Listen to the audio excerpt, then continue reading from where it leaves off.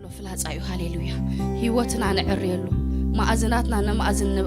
ነቃኒየሉ እዚ ቃል እዚ ኮምፓስና እግዚአብሔር ይመስገን እዚ ናትና ማኑዋል እግዚአብሔር ይባረክ ሃሌሉያ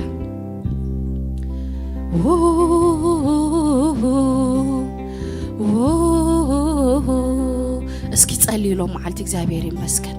ጸልይሎ ማዓልቲ ጎይታ ይባረክ ነቲ በመሕረት ክሳብዛ ሰዓት እዚ አዝጸሮና ነቲ ብጸግኡ ተሰኪሙ አብዘ ዘብጽሐና ስሙ አመስግነው ሃሌሉያ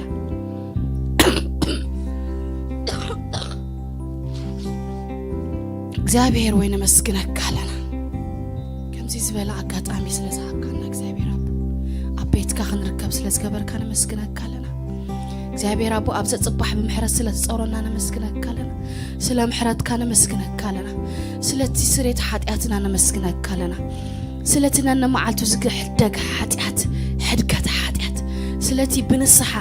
بخلو بجأز كامل لا بإيدنا العالم ما بنجبره سريت تمنا هاليلويا نمسكنا كلنا سلازي privilege سلازي تقمزي سلازي حلف هذا نمسكنا كلنا جابير أبوي كم تزجب أنا خويني يكونن أزي زجب أنا خويني يكونن نجرجن بمحرات سلاز ترأخنا يخا جابير سلا محرات كاتمسكن سلا رديئت كاتمسكن سلا حلوة كاتمسكن سلا زرد أخنا تمسكن سلا غابدك أسنخت حيلي ذهب كنا تمسكن أي بخيلتنا أي بحيلنا بحيل غاد أبو بمحرت كذا عن إكزابير أبوي هاليلويا نتقلي هاليلويا نتقلي إكزابير يبارخ لو مي سلا زرد أني زرد أكو من أبز بزحنا إكزابير كم إليتنا نيرو كم كأنيو كنا إحنا نفلتو إكزابير يفلت بزحد ما زين فلت أستصورنا ينقر دمالو كاب زين فلت أود ما إكزابير صويرنا حيلنا وحيبك حلي ودنا هاليلويا حنت معلتي انتنا تخفيتو اتي حلوة إكزابير تنريو كمتي إلسا أنك حزينتي باري بك عين زمان اسيز كفت زبالو بك سرق لحوي أبزوري كم زلو أي فلتن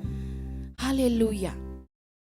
نحنا دما أتعب زورينا دلو حلوة زورينا دلو سرق لحوي انت نريو واو هاليلويا أملخك كالله يمسكنك كالله سلتي رديتك سلتي حلوة سلتي أبلع اللي تقبر خلو سناي نقر تمسكن يسوس تبارخ تبارخ تبارخ هاليلويا thank you Jesus تمسكن تمسكن تمسكن سلتي كله حلفها تمسكن يسوس هاليلويا حلف لك عن إكزابير أبو حلفنا إخان عن إكزابير مسكن هاليلويا تبارك هاليلويا يسوس thank you سلزا معلت زي أمسكنك كله سلنا يلومي سبز جبر كاني مسكنك كله أبزي كركب سلزرر أخاني مسكنك كله كاب حدقات كاب بزح نجر تناتيك أنت حلخ أبز سلزب صحكاني كساب زاس عتزي سلزرر أخاني إذن إزر كساب زي سلزرر أخاني مسكنك كله بخلو زحلفو زبل مسكنك كله بت زي طعم بت زي تملس حتو مسكنك كله بت زي كون نجر مسكنك كله كنا كي كون دما يمسكنك كله تمالي حلف كاني خا هاليلويا لو مدما ناي تمالي تأمراتك هي ومسكريو امنتي وليدو هاليلويا ناي تمالي مكراي نلومي امنت كوينون إكزابير يمسكن صباح دما يطرطركاني صباح دما يطرطركاني هاليلويا أموني خانس حلف كاني تمالك كواز حلف كاني تمالك كواز ساجر كاني تمالك كوازن هاليلويا زي أنت كان زي حدا كاني لومي قدا كمي هاليلويا او يسوس حلف لك أبي وتاي كما خاكرو يلنز أمنو لبي حلف لك أبي وتاي اسكي بحبار كلها هاليلويا كما خاكرو يلنز أمنو لبي حلف لك أبي وتاي كما خاكرو يلنز أمنو لبي حلف لو أبي وتاي كما خاجرو يلن زأمنو لبي كما خاجر لبي زود قلو يبلين كما خاجر لبي زأمنو يلن كما خاجر تتأقع خو يلن كما خاجر استدقف كو يلن استخاشان بك أيكون كان مستدقف كو خحيس كان تخير أيكون كان تتأقع تدقف هاليلويا تدقف النمبر هاليلويا تتأقع النمبر افتتصنع هاليلويا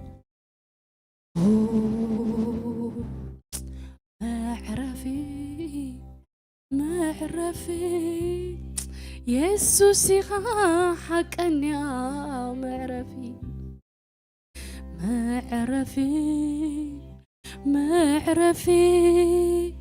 يسوع حقا يا معرفي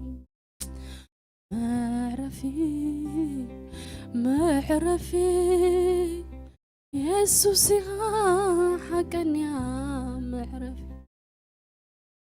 كابتي بقات رزق ولور في اللازع بعد كابتي بقت بليتي زخيد فرع كاب كله سويرك حليخا أبداسكا سويركاني هاليلويا حبي خاني هاليلويا بدم كاجر كاشفين كاني أتا لعل أتا متسقعي زقبركو خالعل أتا خلو تخيل تمسجن أتا كالي أتا أملاخ هاليلويا ملاخي هاليلويا እግዚአብሔር ስምካ ተዋጋይ ሃሌሉያ ኃያል ተዋጋይ ተመስገን ግሩም መካር ኢየሱስ ሃሌሉያ ቴንክ ዩ ሃሌሉያ አረ ከመይ ኢና በቃ ከመይ ኢና ተባረክና ከመይ ኢና ተዓዲልና እግዚአብሔር ይባረክ ሃሌሉያ ታይሉ መዝሙር ተስአን ሓዳለው መዓልቲ ከም ተኣመ ጀመርታ ዝበልክዎ ክንእምኖ ኢና ነቲ ቃል ካብ ኣፍና ኣይንፈልዩና እግዚአብሔር ይመስገን ከም ክታብ በቃ ኣብ ክሳድና ክንገብሮ ኢና እግዚአብሔር ይባረክ ኣብ ፀግዕቲ ልዑል ዝሓድር እቲ ኣብ ጽላል እቲ ኩሉ ዝኽእል ይነብር እግዚአብሔር ፀግዐይን ዕርደይን ዝውከሎ ኣምላኸይን እዩ እብሎ ኣለኹ ኣብ መጻወድያ ካብ መጻወድያ ሃዳናይ ካብ ዘጥፍእ ፌራ ከናግፈካ ብግልግል ይኸገሉ በካ ኣብ ትሕቲ ኣኽናፉኻ ኣብ መጸግዕ ክትረክብ ኢኻ ሓቁ ዋልታን ፀግዕን እዩ ካብ ስምባድ ለይቲ ካብ ብመዓልቲ ዝውርወር ፍላጻ ካብቲ ብጸልማት ዝኸይድ ፌራ ብቐትሪ ዘባድም ሕማም ኣይክትፈርህን ኢኻ ሃሌሉያ ተመስገን ሎሚ ነዚ ቃል እዚ ክንእመን ወይና ሃሌሉያ ብሓደ ኮይና እግዚአብሔር ይመስገን ክንእውጅ ወይና ሃሌሉያ ነዚ ክንእመን ወይና ጎይታ ይባረኽ لو معلت ጸሎትና በዚህ መዝሙር ተስአን ሓደን ያኽትከውን I don't know ኩላትና ኣብጋ ገዛና ነንብቦ ኢና ምሸት ንጎ ኩሉ ጊዜ ሕጂ ድማ ብሕብረት ክንዛረብ ወደሊና ሎ እግዚአብሔር ይመስገን ብሓባር ኮይና ክንእመኖ ክንእውጆ ነዚ ቃል እዚ ጎይታ ባረኽ ኣብቲ ኣብ ፀግዕቲ ልዑል ዝሓድር ኣብ ጽላልቲ ኩሉ ዝኽእል ይነብር ኣብቲ ኩሉ ዝኽእል ይነብር ኢሉና እግዚአብሔር ይባረኽ ንእግዚአብሔር ፀግዐይን ዕርደይን ዝውከሎ ኣምላኸይን እብሎ ኣለኹ ሃሌሉያ እስኪ በልዎ ሃሌሉያ በልዎ ጸልይዎ ሃሌሉያ ሃሌሉያ ሃሌሉያ thank you Jesus thank you ነዚ መምርሕ እዚ ስለ ዝሃብካና ነዚ ቃል እዚ ስለ ዝሃብካና እግዚአብሔር ይመስገን እግዚአብሔር ይባረኽ ኩላትና ንፈልጦ ኢና ነዚ ቃል ኣምላኽ ንበቃ ንበሎ ሃሌሉያ ብግልግልኡ خجلو بك أبتحت أخنافو خامت أجي كتركب إخا حق والتان تأجن إيو كاب سنباد ليتي كاب تبمعت زور ور في اللازع كاب تسألمات زخير فيرة بقطر زبادم حمام أكت فرهني خا أبتغى غشح أبي مانكا ألفي كود كو يوم أبا خاقنا يكبت صحني هاليلويا أبا خاقنا يكبت صحني بك رسي أنزري ومكرا بعينها ترحي خاطريو I don't know why እግዚአብሔር አምላኽ ይመስገን ሎሚ ነዚ ቃል ክንእመኖ ሃሌሉያ በዚ ቃል እዚ ክንቃንያ ህይወትና ደለና ሎ እግዚአብሔር ይመስገን ቅኒ እኹፊኡ ግዜ እኹፊኡ ከምቲ ዝብሎ ቃል ኩላትና ንሪኦ ንሰምዖን ኣለና መወዳእታ በፂሑ ንእዝነኻ ዝደስደመ መንበር ዝሓን በቃ ድሓን ትብሎ ወላ ሓደ የለን ኣብ ቃሉ ጥራይ ሰላም ዘሎ ኣብ ቃሉ ጥራይ ድሓን ደሎ ሕዋተይ ሃሌሉያ no matter what የማን ጸጋም ተራአና ሁሉ ዘጥሕል ኩሉ ዝድህለካ ጥራይ أبز قال زطرح عرفت زلو أبز طرح بق ريما زخونه هيوت زهب قال أبز طرح دلو እግዚአብሔር ይመስገን هاليلويا بأنت خاطرك تمتوريس عن زرخبو بس كتري إيخا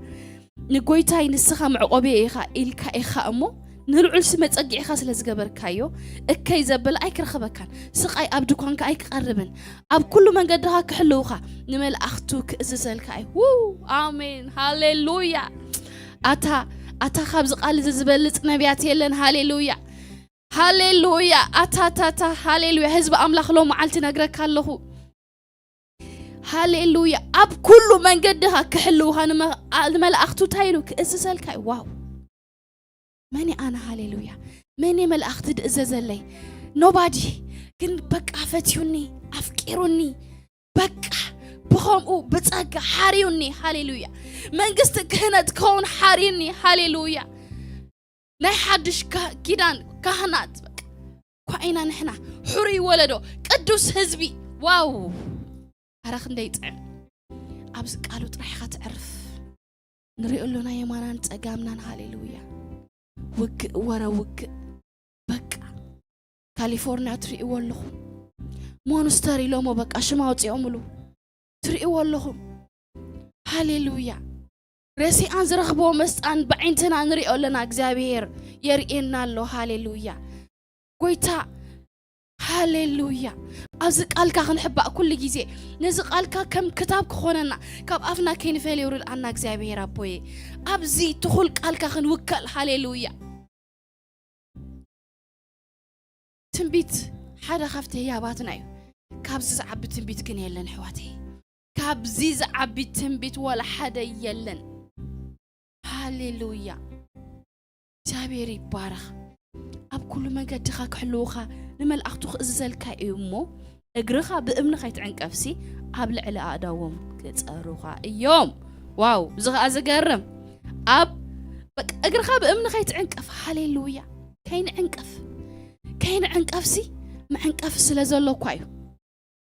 ما عنك أفي أب كرمينا سلازلو كايو إكزابير قديمو زنقرنا رلو هاليلويا نساتهم تاقبرو خايلو يتعنك أفسي قبل على أداوم كتسأرو خايم هاليلويا أتا تسيرك الله أتا هزبي بإيد ملأخت تسيرك الله بقى قال أملاخي خو نبلنا دلو أنا يكون قال أملاخي خو زبلك دلو بإيد ملأخت تسيرك الله أكسيدنت خير خبك كي تموت زي جزي وخي تقذف سيطان كي رخبك هاليلويا حمام كي رخبك أبتحت أبك أداوم تسيرو مخالو ملأختي كسابيري بارخ كندي طعميز كندي سنايو حسب أملاخ نعنا واو جابيري بارخ thank you Jesus hallelujah hallelujah قبل علي أنبسا تمن كتكيد شدن أنبسا نقبلن كترقت إخا hallelujah yes قبل علي أنبسا تمنن نمنتاي أنبسا تمنن أمس يوم hallelujah هاليلويا تمن كفيو أم بساعة أكانيو أقدر فكانيو حيزك أقدر فكانيو تمن كأخفيو كفو بك ما تقول له تريو بين ما تأكاي تريو أنا جركن قتالي مرزلو أم بساعة تحيزك بك زلزلك مالتي إكزابير يبارك زي جن نايز مزرعة حيالات يوم أملاخ الله على جنا حيلنا إحنا جن قبل الذي كن كيد شدنا بس نقبل نكترقت إخا هاليلويا واو تايو تي أبزريخا أم بس أزخونك تمن تمثيلهم سبات زمزوها يس شدنا بس قبل نكايلو هاليلويا قبل على كل خناتات كتكيد فقاد أملاخي هاليلويا نل كل خناتات كترقصو إكزابير أجزي إكايو هاليلويا نخناتاتك نتي كمان بس زغواز ما بزريخا نتي كم تمن زمت أبيوتك هاليلويا كفات تونكول ناي سيطان كترقص سلطان هيبكايو هاليلويا تتعامل زو سلطان هاليلويا رقصهم حلفهم إكزابير يبارخ هاليلويا Thank you Jesus hallelujah አጥቢኦ ስለዘፍቀረኒ ከናግፎ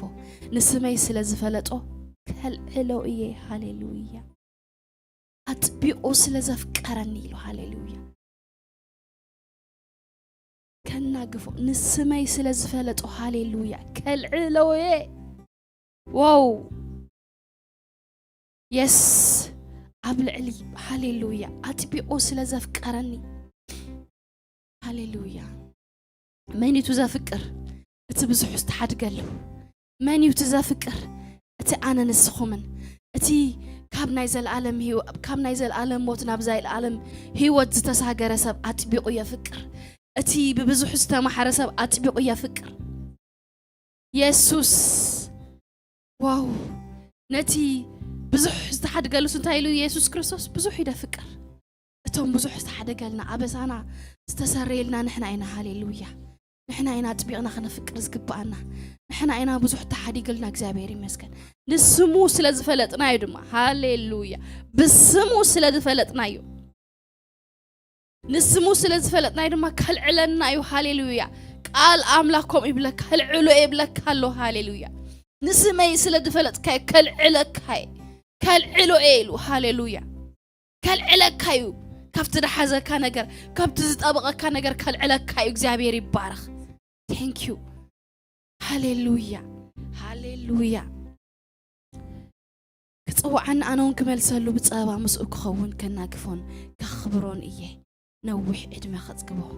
ምድሓነይ እውን ከርእዮ እየ ዋው thank you Jesus ተመስገን ስለዚ ቃልካ ሃሌሉያ ተመስገን ሎማዓልቲ ኣብ ገዛና ኸይድና ከምቲ ኩሉ ግዜ ንግበሮ ነዚ ቃል መሊስና ንኣውጆ ከምቲ ኣብ ኢያሱ ይልና ደሎ ተጸንቂካ ምንተ ክትገብሮስ ካብ ኣፍካ ይትፍለዩ ይልና ነዚ ቃል ህይወት ካብ ኣፍካ ኣይትፍለዩ ነዚ ክፉእ ዘመን ምሕላፍ ክኽእል እግዚአብሔር ኣቦ thank you ስለ ቃልካ ተመስገን ስለዚ ህያው ቃልካ ተመስገን ስለዚ ህያው ተስፋኻ ተመስገን ስለዚ ህያው ቃልካ ተባረኽ ተመስገን أخبرك الله هاليلويا أؤمنك الله أوكلك الله أو يطبق الله نسمك أطبق يفلت الله هاليلويا هاليلويا thank you Lord تمسكن يسوس تمسكن هاليلويا أوه هاليلويا صنوع جنبي نسخيخ صنوع كولي نسخيخ هاليلويا أبزي كفوق زمن سالخا حليفيو سالخا كإليو زي كأل كإليو نتي زي كون زي مثل حليفيو thank you تمسكن يسوس oh هاليلويا هاليلويا هاليلويا سالا ጸጋኻ ሳላ ምሕረትካ هاليلويا ሳላ ቃልካ ተኣማሚነይ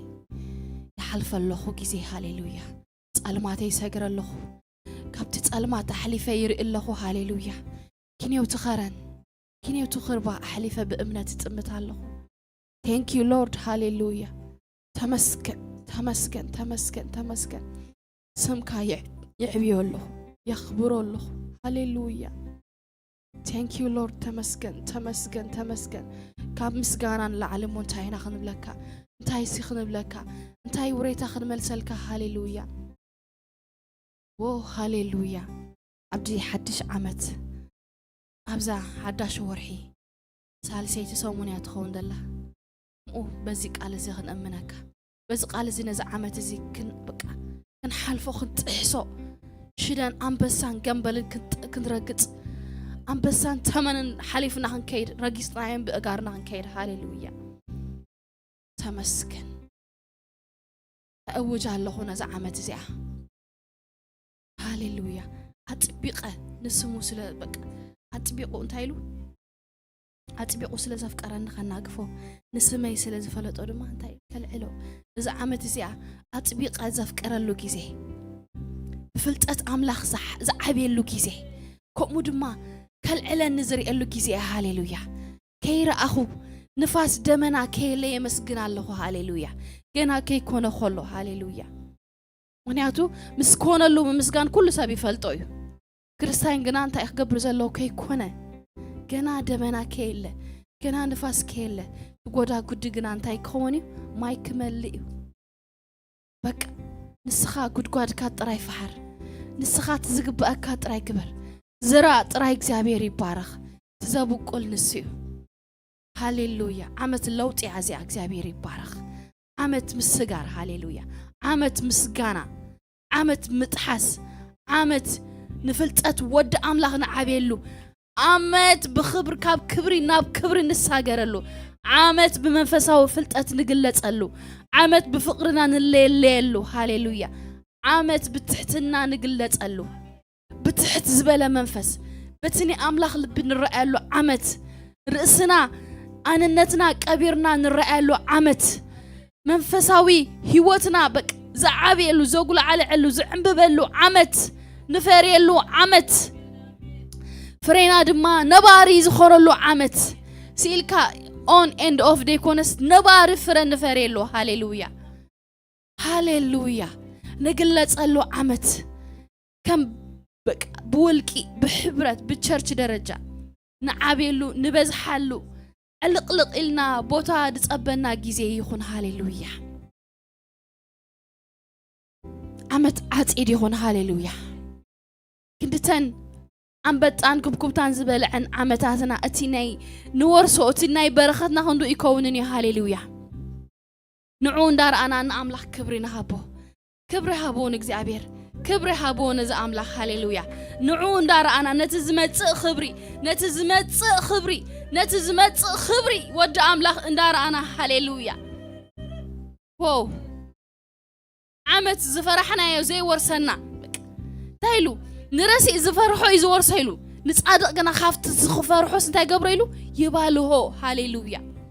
ይባልሆ ሃሌሉያ ካፍት ዝፈራሕናዮ ዝባልህና ዓመት ይኹን ሃሌሉያ ነቲ ዝረአናዮ ነቲ በቃ በእምነት ዝረአናዮ ነገር አውኡ ምልላስ ይኹነልና ሃሌሉያ ነቲ ዝተባሃለልና ነቲ እዚ ቃል አምላኽ ዝበለና አውኡ እንመላለሰሉ ዋክ ንገብረሉ ጊዜ ዘመን ይኹን ሃሌሉያ ኣብቲ ንሪኦ ንሰምዖ እንደይኮነ ወይ ስምዒታትና ዝብለና እንደይኮነ ወይ እቲ ኣብ ከባቢኻ ዘሎ ኩነታትካ ድዩ ሕማም ድዩ ዶክተር ድዩ ናይት ዝኾነ ይኹን ዝኣወጆ ኣዋጅ ካብ ቃል አምላኽ ይዓብን ይብለካ ኣለኹ ቃል አምላኽ ትዝዓበየ ህያውን መስለጥን እዩ ሃሌሉያ ኣብ ቃሉ መመለላስ ይኹነለይ ይኹነልኩም ኣብ ቃሉ አውኡ ምውካል ይኹነለይ ይኹነልኩም አውኡ ምጽጋዕ ይኹነለይ አውኡ ምጽጋዕ ይኹነልኩም አውኡ ፍጹም ምውካል ብዘይ ምጥርጣር ብዘይ ተጉላባነት ብዘይ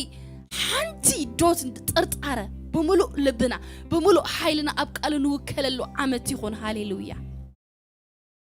ندقنا بتسقبا من قد نرئلو عمت يخون هاليلويا عمت عوت عمت فره هاليلويا عمت عنا مكون واناتنا يو آمين مسلات ناتنا يو هاليلويا يس أتعوت ناتي ناتكم منيو توق إدمانا يمنيو نايكسي أبيري وق أخاذ واقع እግዚአብሔር أت سلام دمانات كايو أت عرفت دمانات كايو ناتي بلي أت تعنا دمانات يو هاليلويا أتي مكونوا ناتيو سلام ناتيو موتصع مئتاو ناتيو ببرخت بك عبرخت من بار ناتيو هاليلويا يس ناتيو እግዚአብሔር زهابني ناتي تعوت ناتي أتي هاليلويا يسوس بمفلات ود أملاخ زنبرلو عمت هاليلويا أتصبق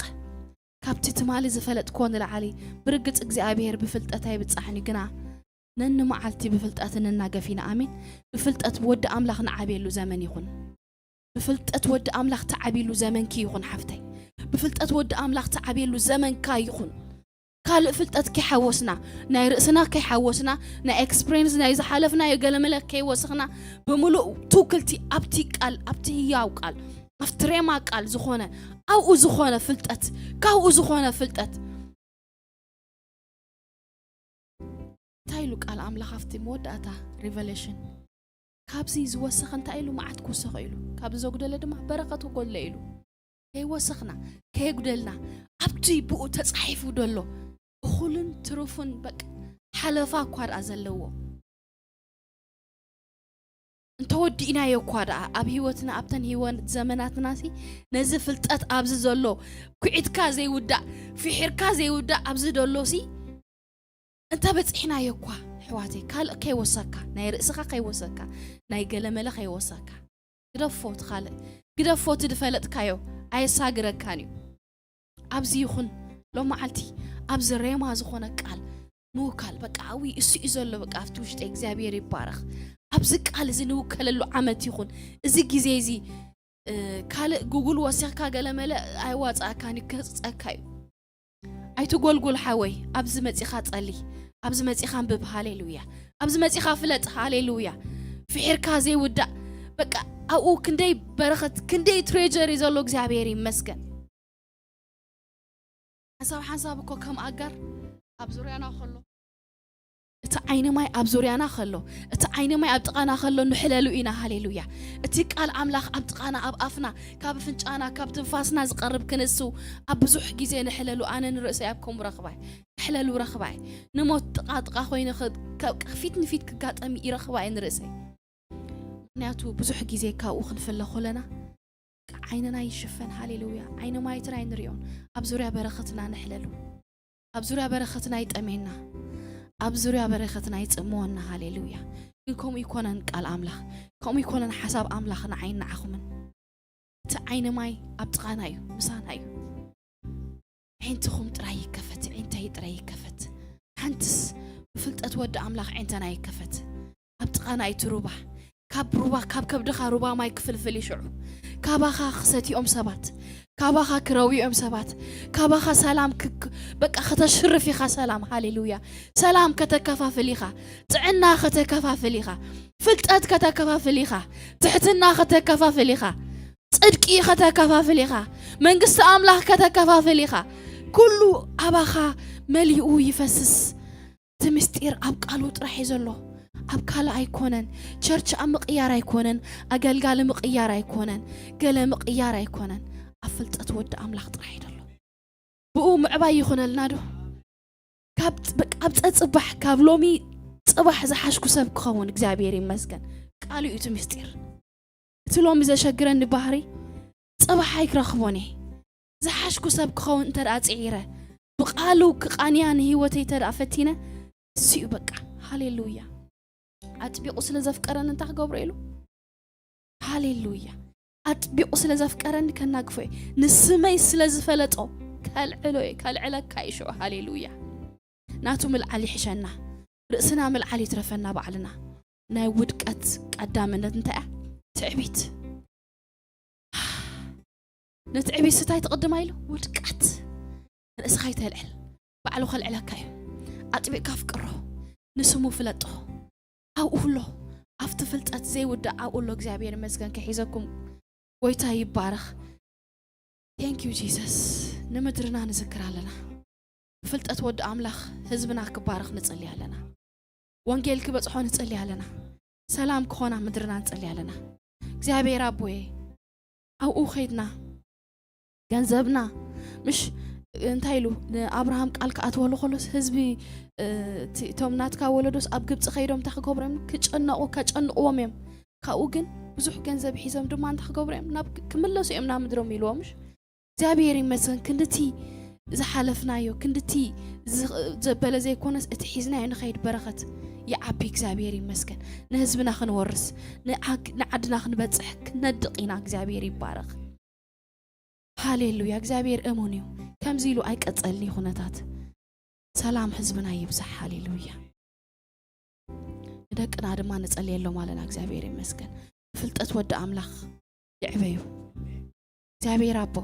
أب صقعت العل كحاترو بقى أب تخلو زخل أملاخ أو كنبرو هاليلويا أب صقعت العل كحاترو أب صلال تخلو زخل كنبرو تصلي الله እግዚአብሔር ንእግዚአብሔር ጸግዒን ዕርደይን ዝውከል ኣምላኽን ክብልዎ ሃሌሉያ ጸልይ ኣለኹ ሃሌሉያ ካብ መጻወርያ ሃዳናይ ካብ ዝጥፍእ ፌራ ከናግፎም ጸልይ ኣለኹ ሃሌሉያ ብግልግልኡ ከገልብቦም ኣብ ትሕቲ ኣኽናፉ መጸጊዕ ክረኽቡ ጸልይ ኣለኹ ሓቂ ዋልታን ጸግዒ ክኾኖም ጸልይ ኣለኹ ካብ ስምባድ ለይቲ ካብቲ ብመዓልቲ ዝኸይድ ፍላጻ ከናግፎም ጸልይ ኣለኹ ካብ ጥቃ ኣብ ጥቃ ኣሽሕ ኣብ ጥቃኦም ኣሽሕ ኣብ የማኖም ከእልፊ ይውደቁ ኣብኦም ግና ኣይክበጽሕን ይብል ኣለኹ ብዕንቶም ረሲኣን ዝረኽቦ መከራ ጥራይ ክርዮም ደቅና ሃሌሉያ ጎይታይ ንስኻ ምዕቆብ ኢኻ ኢሎም እሞ እግዚአብሔር ይመስገን ነቲ ልዑል ስመ ጸጊዖም ስለ ዝገበርዎ እከይ ዘበለ እንታይ ክገብሮም ኣይክረኽቦምኒ ስቃይ ኣብ ድኳኖም ኣይክቐርብኒ ኣብ ኩሉ መንገዶም ክሕልዎም መልእኽቲ ክእዝዝሎም ሃሌሉያ እግሮም ድማ ብእምኒ ክዕንቀፍሲ መልእኽቲ ኣብ ልዕሊ እዳዎም ክጻርዎም እግዚአብሔር ይባረኽ ኣብ ልዕሊ አንበሳን ተመነን ክኸዱ ሽደን አንበሳን ገበልን ድማ ክረግጽዮም ኣጥቢቆም ስለ ዘፍቀርዎ ከናግፎም ንስሙ ስለ ዝፈለጦ ከልዕሎም ካብ ክጽውዕዎ እሱን ክመልሰሎም ብጸባ ምስኦም ክኸውን ከናግፎም ከኽብሮምን ነዊሕ ዕድመ ከጽግቦም መድሓኖን ከርእዮም እግዚአብሔር ይባረኽ thank you Jesus hallelujah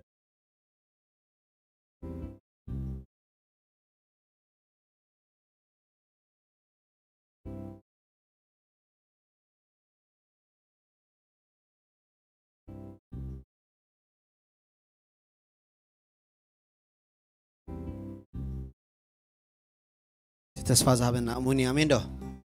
تسفانا عبزلو أمين تسفانا هياوي أمين نملغ أملاك هياوي جابير بارخ እግዚአብሔር ኣብፀ ጽባሕ ሓድሽዩ which means ናይሎሚ ናይ እግዚአብሔር ክብሪ ፍሊዝ በለ ክብሪ ናይሎሚ ናይ እግዚአብሔር ምሕረት ፍሊዝ በለ ምሕረት እዩ ናይሎሚ ናይ እግዚአብሔር ድንጋጸ ፍሊዝ በለ ድንጋጸ ናይሎሚ ናይ እግዚአብሔር ልዑልነት ፍሊዝ በለ ልዑልነት እዩ that's why ደሞ እግዚአብሔር በቃቶም ቅዱሳን ኣብ ሰማይ ኮይኖም ክሰግዱሉ ከለውሲ within seconds ናቱ ክብሪ ይውስኽ within seconds ናቱ ኃይል ይውስኽ within seconds ተንበርኪኾም በቃ እስኪ ተንበርክና በቃ ሰግዱሉ እስኪ ሕጂ ቃይሎም ብድድ መስወርስ ሓድሽ ክብሪ ፍሊ ክብሪ ሪእሞ ዘይፈልጡ ክብሪ ሪእሞ ዘይፈልጡ ምድናቕ ዘለዎ ኣምላኽ ያባና ዘሎ ምሳይ ዘሎ ኣምላኽኩም እዩ ምሳኹም ዘሎ ኣምላኽ ሓድሽ ኣብ ጽባሕ ፍሊ ከምኡ ኮይኑ ከለ ግን ምሳና ከነብር ፈትዩ ብዙ ሁሉ ክብሩ ብዙ ሁሉ ዕቤቱ ኣብ ጥቑ ክቐርብ ዝኽእል ነገር ዘየለ ከሎሲ ንዓና ፈቲና በቀይ ኢልና ድማ ሃሌሉያ ሃሌሉያ እግዚአብሔር ሕያው ዝጉባኤ ብለኩም ኣለኹ ኣብ ህይወትካ እግዚአብሔር ሕያው እዩ ኩርኡ ንቅጽበት ዓይኒዩ ጸጎኡ ግና ንምሉእ ዕድመ ይጸንሕ ምሸት ብኽያት ሓድር ንጎሆግና እልልታ ይመጽእ እዩ እሞ ኣቶም ቅዱሳን ንእግዚአብሔር ዘምሩሉ ንቅዱስ ዝኽሩውን ኣመስግኑ አሜን ዶ ክወግሕስ ክበሉ ክወግሕዩ ስለዚ ከመስግን አሜን ዶ በቃ ታይሉ በቃ ክወግሕዩ ናንሱ ጻድቅ አምላኽ ዓቢ አምላኽ ክቡር አምላኽ ስለዚ ኣመስግኑ ጥራይ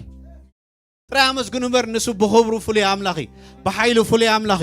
ምድናቕ ስሩሑ ዝኾነ አምላኽ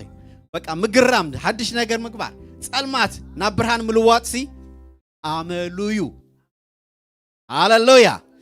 ስለዚ በዛ አምላኽ ዝባህ እንዳበለና ክነመስግኑ ኢና አሜን በዝረፍድ እዚ ንዓኻ ዝኾናለን ንበሉ በቃ ካብ ዓራተይ ተስየ መጽእ ኣለኹ ካብ ኮምፈርት ናተይ ሲቹዌሽን ንዑ ገዲፈ መጽእ ኣለኹ ስለዚ ፈትወካ ብሉ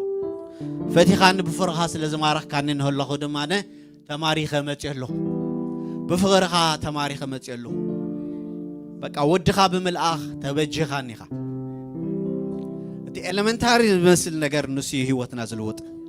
ኣብ ጽባሕቲ ቀሊል ዝመስል ነገር ግና ናይ ኢየሱስ ክርስቶስ ሞት ናይ ኢየሱስ ክርስቶስ ምትንሳእ እዩ ንዓና ሕያዋን ጌርና ደሎ ስለዚ ብዘይገድስ ክንደይ ብዝሕና እቲ ኣዝዩ ግን ዝኾነ ኣምላኽ ጉባኤ ኣብዚ ጉባኤ እንሱ ስለ ዘሎ ባህ ክብለና ይግቦ እቲ ንኹሉ ዝገዝእ ገዛኢ ሁሉ መላኸ ሁሉ ዝኾነ ኣምላኽ ኣብዚ ስለ ዘሎ ሃሌሉያ መልኣትና ንስዩ ክብረትና ንስዩ ሓጎስና ንስዩ ስለዚ ጎይታ ደስ ይበልኩም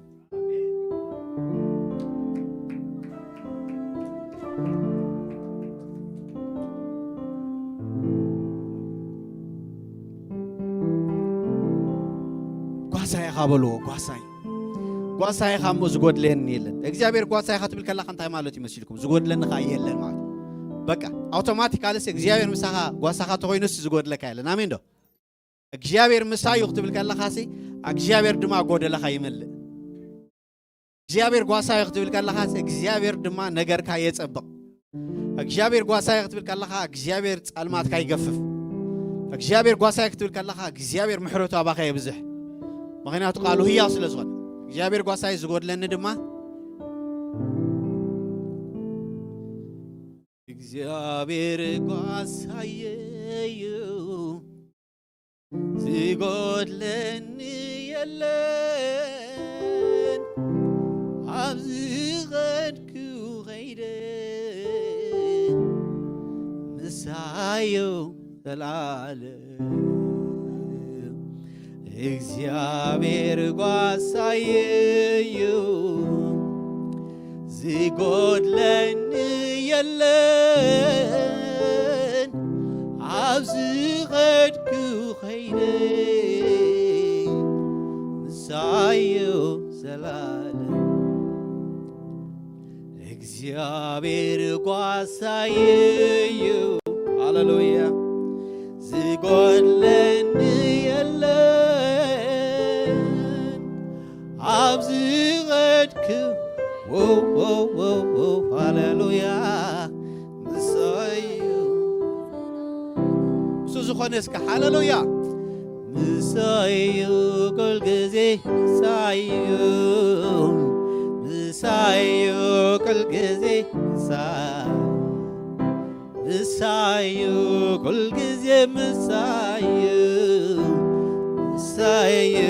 ኩል ጊዜ ምሳይ ዝብል ምሳዩ ኩል ጊዜ ምሳዩ ኩል ጊዜ ምሳዩ ኩል ጊዜ ምሳዩ ኩል ጊዜ እግዚአብሔር ጓሳይ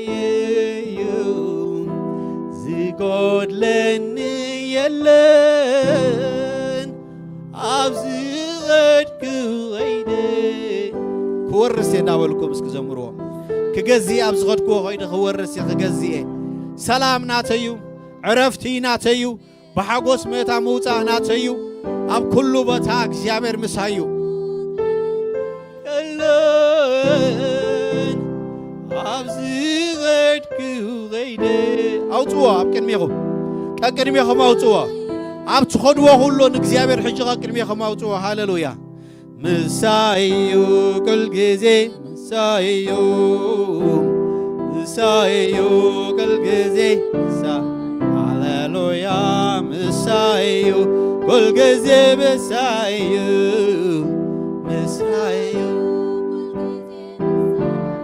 ምሳይ ዝብል ምሳዩ ኩል ጊዜ ምሳዩ ሃሌሉያ አሜን ምሳዩ ኩል ጊዜ ምሳዩ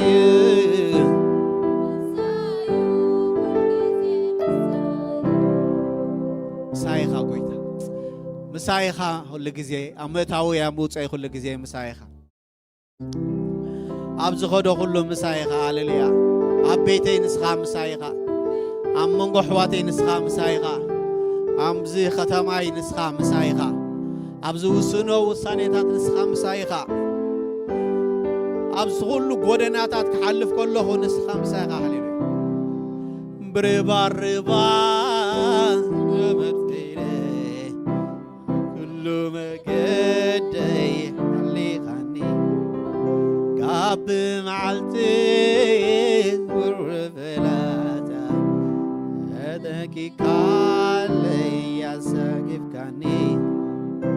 ብሩባሩባ እስኪ ብሩባሩባ ዝሓለፈ ዘበለ أحلفكاني خازبل أساجر كاني خادبل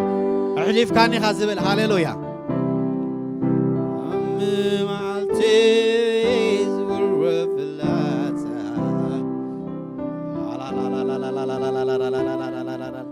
من ناقف زخون أبلاه أبز قبايا زلو تزن ناقف أملاه أبز الله እቲ ሰናይ ዝገብር ኣምላኽ ኣብ ዘሎ እቲ ኢዱ ዝርግሕቲ ዝኾነት ኣምላኽ ኣብ ዘሎ ሃሌሉያ ሃሌሉያ ሃሌሉያ ክብሪ ሃብዎ ክብሪ ሃብዎ እቲ ከምዚ ምግባር ልማዱ ዝኾነ ብርባረባ ዝሕልፍ ኣምላኽ ክብሪ ሃብዎ ሃሌዋ በመጻምዕ ማይ ዘፍስስ ኣምላኽ ከውሒ ጨዲዱ ማይ ዘፍስስ ማይ ዘስትያ ኣምላኽ ሃሌሉያ ብርባረባ ዝሕልፍ ኣምላኽ بحاوي እግዚአብሔር ደበና ገይሩ ጽላል ዝገብረልካ ኣምላኽ ብጸልማት እግዚአብሔር አንድ ሓው ገይሩ ዘሳግረካ ህያው ዝጉባኤ ያብለካለሁ ህያው ንሱ ኢዱ ዝርግዕት ያብለካለሁ በዚ ሰዓት እዚ ሃሌሉያ ኢዱ ትትንከፍያ ኢዱ ትሕውያ ኢዱ ትድንስያ ኢዱ ሰናይ ትገብርያ ኢዱ ትምሕርያ ሃሌሉያ ብሩባሩባ ድነመት ከይደ ኣብ ኩሉ መገደ بعلتي زور بلاتا كان يا زاكيف كان بروبا روبا نما شلا بابا بابا بابا بابا بابا هياو يخبز غبايا هياو يخبز غبايا سناي تكبر الله خبز غبايا واو محرت كابز حبز غبايا هاليلويا بركات كابز حبز غبايا هاليلويا تناقف تناقف تناقف تناقف تناقف تناقف كم زناتك روز حلي أيريخون أنس أيريخون كم روز حلي روز حلي أيريخون أنس كم زناتك كم زن روز حلي هاليلويا أيريخون أنس آمين آمين كم زن يروز حلي هاليلويا هيري قرارس كم زيناتك حلي هيري إخون هيري قرارس هاليلويا كم حلي يروز هيري إخون هيري قرارس كم زيناتك كم كيرو كيرو عيري إخون عيري إخون هاليلويا كم زناتك كيرو زحلي عيري إخون كم زناتك كيرو كيرو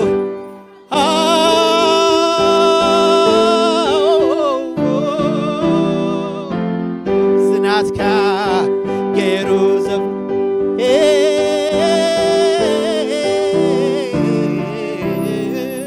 كمزنا زحالي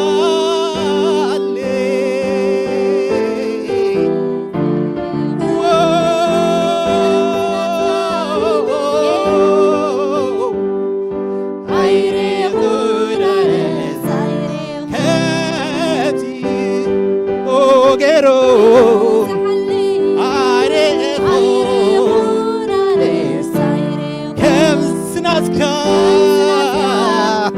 يروز حل كبسي زحلي عيريخون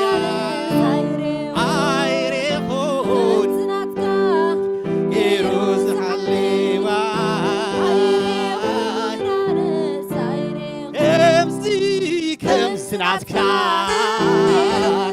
يلين يلين عارفون كم سناتك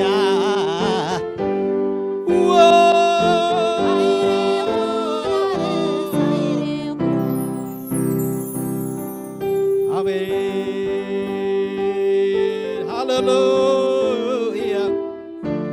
هاللويا هاللويا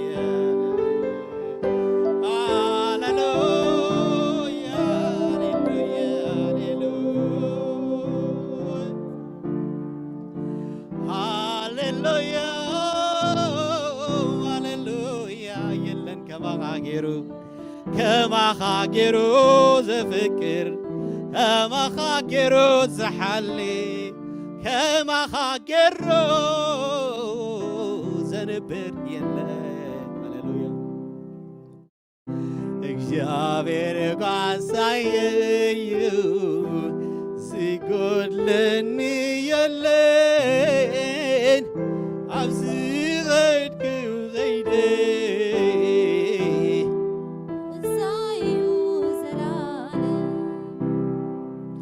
ምሳዩ ሁልጊዜ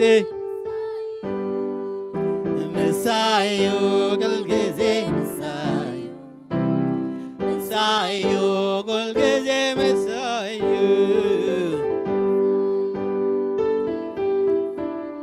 ምሳዩ በልብለካ ኣለኹ እዚ መዓልቲ እዚኣ መዓልትኻ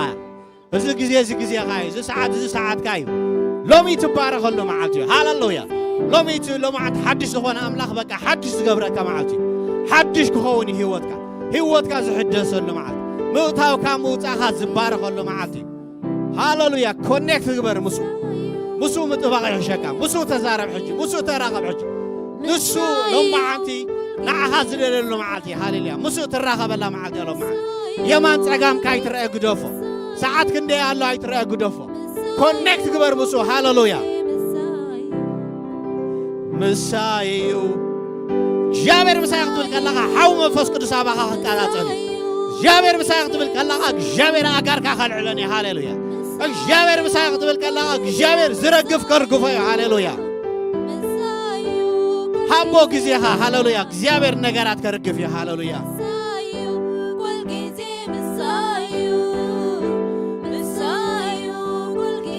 ሙሉእ ተቆፃፀር እንበሎ ሃሌሉያ ፍርቂ ይተሃቦ ፍርቂ ይተሃቦ ሁሉ ህይወትካ ሃቦ ምሳዩ ምሳይኻ በሎ ሁሉ ሙሉ ምሳይኻ ንስኻ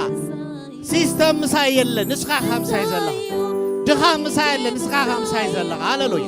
ንስኻ ምሳይ ተለኻ ዝሁሉ ካልእ ነገር ምሳይ ከሁሉ ኣይክእኒ ሃሌሉያ ምሳዩ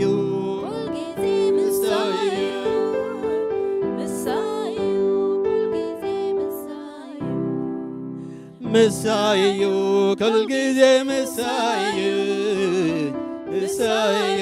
ኩልጊዜ ምሳዩ ብርባርባ ነሞትክነ ኩሉ መገደይ ሓሊኻ መን ኣለኒ ጎይታ ዝቆፃፀየሉ ዝትስእ ይግብኦ እዩ እቶም ትኽእሎ ይግብኦ እዩ ክዝምሮልየ ቆፃፀየልየ ሃሌሉያ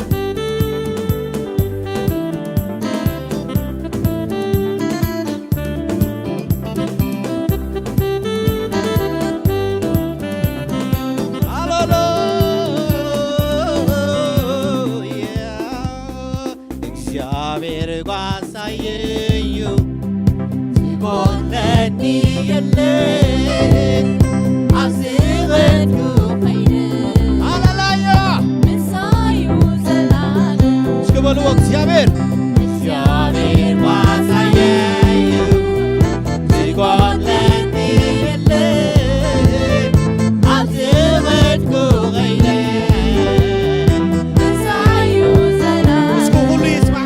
በሉ እግዚአብሔር ጓሳየዩ ሲጎድለኒ የለን አብዝኸድኩ ኸይደ ምሳዩ ዘላለም ምሳይ ዝብል ምሳዩ ኩልጊዜ ምሳዩ ምሳዩ ኩልጊዜ ምሳዩ ኩልጊዜ ምሳዩ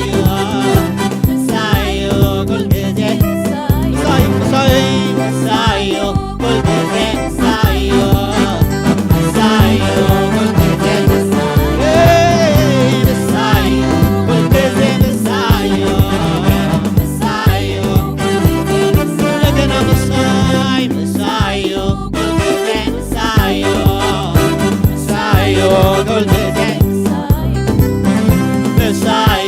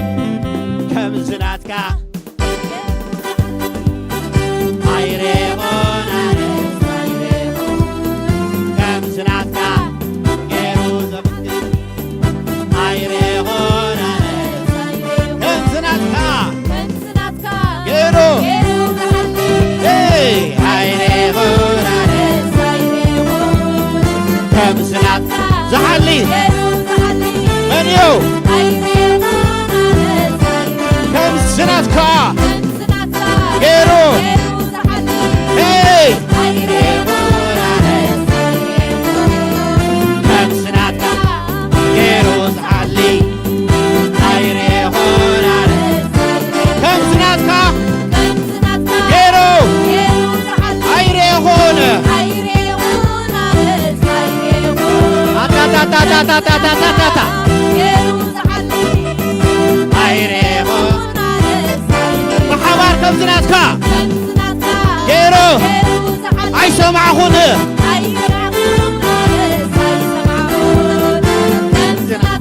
ገይሮ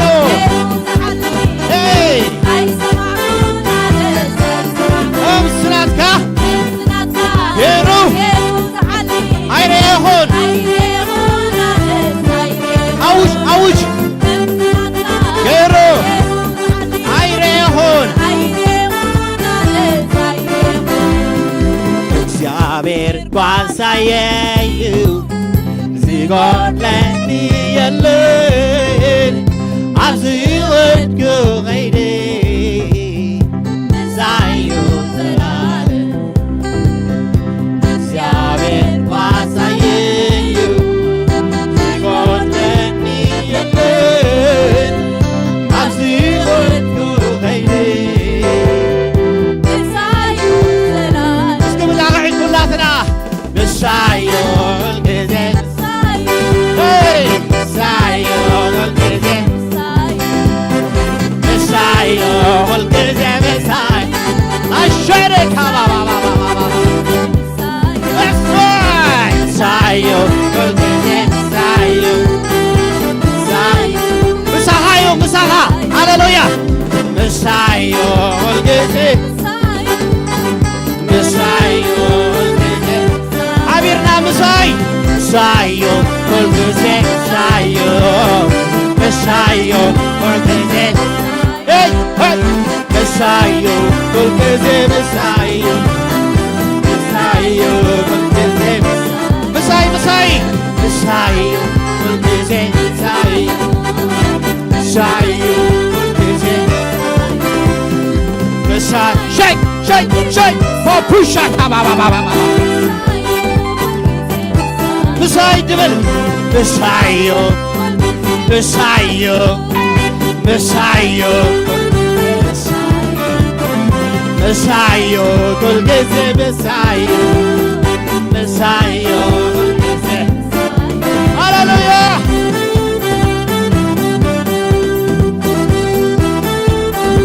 እግዚአብሔር ምሳይ ክትብል ከለኻ ኣብ ዙርያኻ ዘሎ ሁሉ ይዝረግፍ ማለትና ኮይና ኢና ንብሎ እቲ ምሳኻ ክኸውን ዝደሊ ድኻም ጸልማት ሕማም ይዝረግፍ እግዚአብሔር ምሳይ ኢልካ ክትእውጅ ከለኻ ሃሌሉያ ምስ እግዚአብሔር ክዋዳደር ዝኽእል የለን ምስ እግዚአብሔር ክመሳሰል ዝኽእል የለን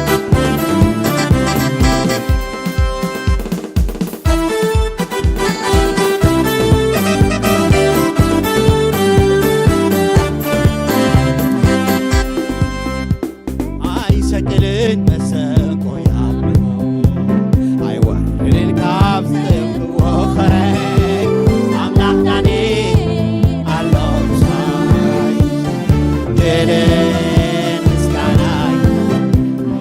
ድልን መስዋዕት ምስጋና አይሰቅልን መሰንቆ ያብቦ አይወርድን ካብ ዝወኸረ ኣምላኽ ዳኔ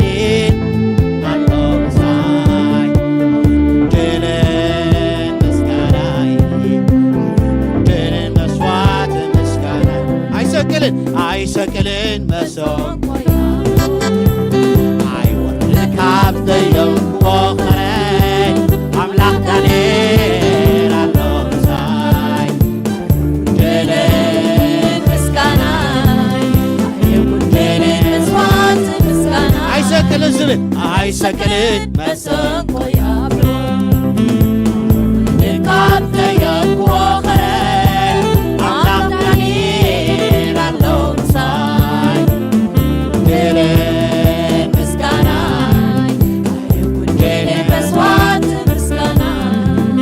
ዝርዮ ዘበለ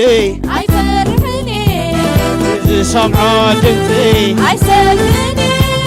ክግስግሴ ኣነ ንቓሉ ሒዘ ዝርዮ ዘበለ ዝርዮ ዘበለ አይፈርህኒ ዝሰምዖ ድምፂ አይሰግኒ ኣታ ክግስግሴ ኣነ ንቓሉ ሒዘ ቦታ መሰውየይ ዝርዮ አይፈርህኒ ድምፂ ኣይሰግእኒ ንግስግሴ ኣነስ ንቓሉ ሒዘ ቦታ መሰውየ ኣታ ምስጋና ዘለዎ ምስጋና ምስጋና ምስጋና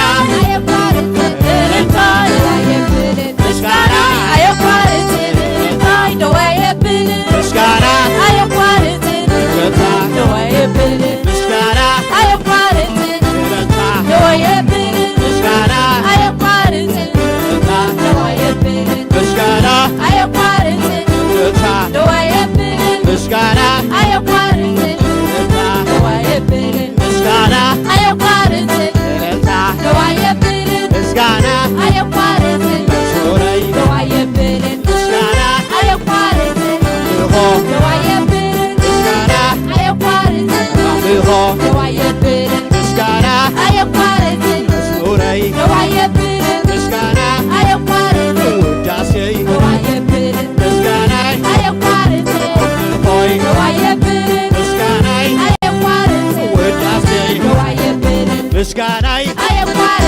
አምልኾይ ምስጋናይ ውዳሴይ ምስጋናይ አምልኾይ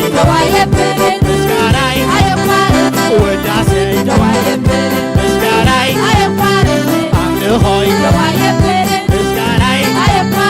ውዳሴይ ምስጋናይ አምልኾይ ምስጋናይ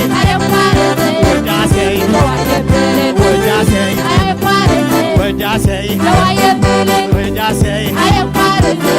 አምልኾይ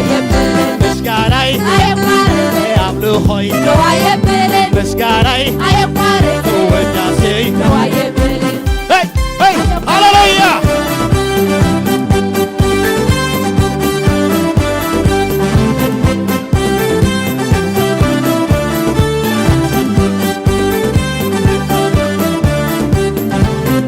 ዝሓልፎ ጎደናይ ብሳይኻ ኣብ ማእከል ሓዊ መገድሎካ ግልግለኒ ብግልግሌኻ ተሻግረኒ ሓዚልካ ሓንቲ ብዝሓልፎ ምሳይኻ ኣብ ማእከል ሓዊ ጎደና ኣለካ ትኽልለኒ ብግልግሌኻ ተሻግረኒ ብዝሓልፎ ጎደና ምሳይኻ ኣብ ማእከል ሓዊ መገድለካ ትኽልለኒ ብግልግሌኻ ተሻግረኒ ሓዚልካ ሓንቲ ምስጋና ምስጋና ዘመን ካይታ ዘመን ካይ ኣመስግን ተመስግነሉ ዘመን ሃሌሉያ 2025 ተዋሂባትካያ ግለይት ግበራ 2025 ናትካያ ባይትርለኻ 2025 እንታይ ምስጋናይ አምልኾይ ምስጋናይ ውዳሴይ ምስጋናይ አምልኾይ ምስጋናይ ሃሌሉያ ሃሌሉያ አረ ሃሌሉያ አረ ሃሌሉያ ኢየሱስ ጎይታዮ ኢየሱስ እንታይ እስኪ ንገሩኒ ኢየሱስ ንኣይስማዕንን ኢደሎ ኢየሱስ ኢየሱስ ኢየሱስ እዚ ጉባኤ ህያው እንደይኮነን ዝተገበረሉ ጉባኤ እንደይኮነን 2025 ናትካ ዝተባሃለ ጉባኤ እንደይኮነን በረኸት ናትካ ዝተባሃለ ጉባኤ እንደይኮነን ጥዕና ናትካ የተባለ ጉባኤ እንደይኮነን ፍርቅ ገይሩ ዲዝህብ እግዚአብሔር ስለዚህ ኢየሱስ ኖ ኢየሱስ ኢየሱስ ናይ ኢየሱስ ጎይትነት ኮይኑ ነቲ ሽም ዘለዎ ሕማም ረጊፅዎ ናይ ኢየሱስ ጎይትነት ኮይኑ ነቲ ሽም ዘለዎ መርገም ረጊፅዎ ኢየሱስ ጎይታ ክትብል ከለኻ ካብ ልዕል ነገራት ፀብለልካ ትወፅእ ዘለኻ ስለዚህ ኢየሱስ ስለዚህ ምስጋና ነመስግን ከለና ምስጋና አያቋርጥን ክንብል ከለና እንታይና ንብለና መስልኩ 2025 ብምላእት ስለተዋሃበትኒ ብዘይ ጎደሎ ሙሉእ በረኸት ስለዝሃበኒ ምስጋና ጥራይ ዘለኒ ካትብለና ጥዕና ተዋሂብኒ ደቀይ ተዋሂቦምኒ በረኸት ተዋሂብኒ ምርኮይ ተመሊሱ ሃሌሉያ ምስጋናይ አምልኾይ ዋየብልን ምስጋናይ አየቋርጥ ውዳሴ ዋየብልን ምስጋናይ አየቋርጥ አምልኾ ዋየብልን ምስጋናይ አየቋርጥ ውዳሴ ዋየብልን ምስጋናይ አየቋርጥ አምልኾ ዋየብልን ምስጋናይ አየቋርጥ እልልታ ዋየብልን ምስጋናይ አየቋርጥ አምልኾይ ዋየብልን ምስጋናይ አየቋርጥ አምልኾይ ዋየብልን ሄይ አሜን አሜን አየቋርጥ ዋየብልን ምስጋናይ አየቋርጥ አምልኾይ ዋየብልን ምስጋናይ አየቋርጥ ሄይ ሄይ ሄይ ሄይ ዋየብልን ምስጋናይ አየቋርጥ አምልኾይ ዋየብልን ምስጋናይ አየቋርጥ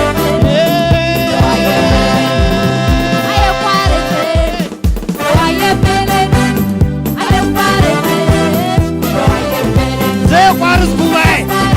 እዚ ወለዶ ዘየቋርጽ እዩ እዚ ወለዶ እዚ ጣዓሲ ወለዶ እዩ እዚ ወለዶ እዚ ገዛኢ ወለዶ እዩ እዚ ወለዶ እዚ ኣብ ምስጋና ዝነብር ወለዶ እዩ እዚ ወለዶ እዚ ሃሌሉያ እግዚኣብሔር ምስ ዝኾነ ወለዶ እዩ ሃሌሉያ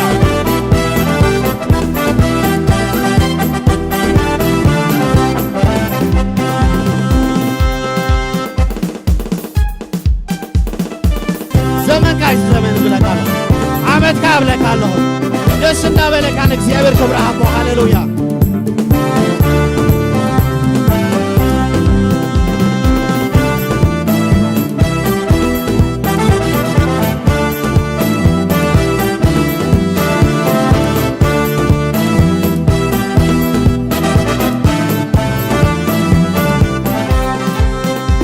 ብዝሓልፎ ጎደና ሳይኻ ዝመክል ሓዊ መገድለካ ትኽልለኒ ግልግሊኻ ተሳግረኒ ሓዚልካ ሓንጊርካ ዝሓልፎ ጎደና ምሳይኻ ኣብ ማእከል ሓዊ መገድለካ ትኽልለኒ ግልግሊኻ ተሻግረኒ ሓዚልካ ሓንጊርካ ዝሓልፎ ጎደና ምሳይኻ ኣብ ማእከል ሓዊ መገድለካ ትኽልለኒ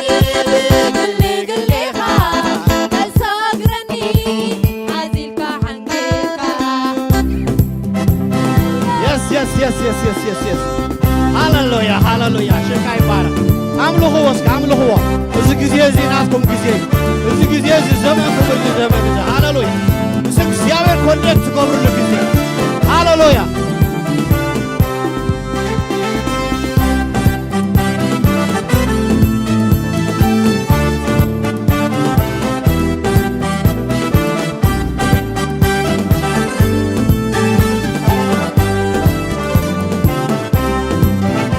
ኢሎሞ ገልጾ ፍቕርኻ ክንደይ ኢሎሞ ገልጾ ምሕረትካ ክንደይ ሎሞ ገልጾ ነውሃትካ ካብ ውሽጢ ልበይ ምስጋና ይብዛሕካ ኢሎሞ ገልጾ ፍቕርኻ ክንደይ ኢሎሞ ገልጾ ምሕረትካ ክንደይ ሎሞ ገልጾ ነውሃትካ ካብ ውሽጢ ልበይ አቤት አቤት አቤት አቤት ምስጋና ይብዛሕካ ክንደይ ኢሎሞ ገልጾ ፍቕርኻ ክንደይ ኢሎሞ ገልጾ ምሕረትካ ክንደይ ኢሎሞ ገልጾ ነውሃትካ ካብ ውሽጢ ልበይ ምስጋና ይብዛሕካ ክንደይ ኢሎሞ ገልጾ ምሕረትካ ክንደይ ኢሎሞ ገልጾ ምሕረትካ ክንደይ ኢሎሞ ገልጾ ነውሃትካ ካብ ውሽጢ ልበይ ምስጋና ይብዛሕካ ክንደይ ኢሎሞ ክንደይ ሎሞ ገልጾ ፍቕርኻ ክንደይ ኢሎሞ ገልጾ ምሕረትካ ክንደይ ኢሎሞ ገልጾ ነውሃትካ ካብ ውሽጢ ልበይ ምስጋና እንደገና ክንደይ ኢለይ ክንደይ ኢሎሞ ገልጾ ፍቕርኻ ክንደይ ኢሎሞ ገልጾ ምሕረትካ ክንደይ ኢሎሞ ገልጾ ነውሃትካ ካብ ውሽጢ ልበይ ምስጋና ይብዛሕካ ሓቢርና ምስጋና ምስጋና ኢኻ ምስጋና ኢኻ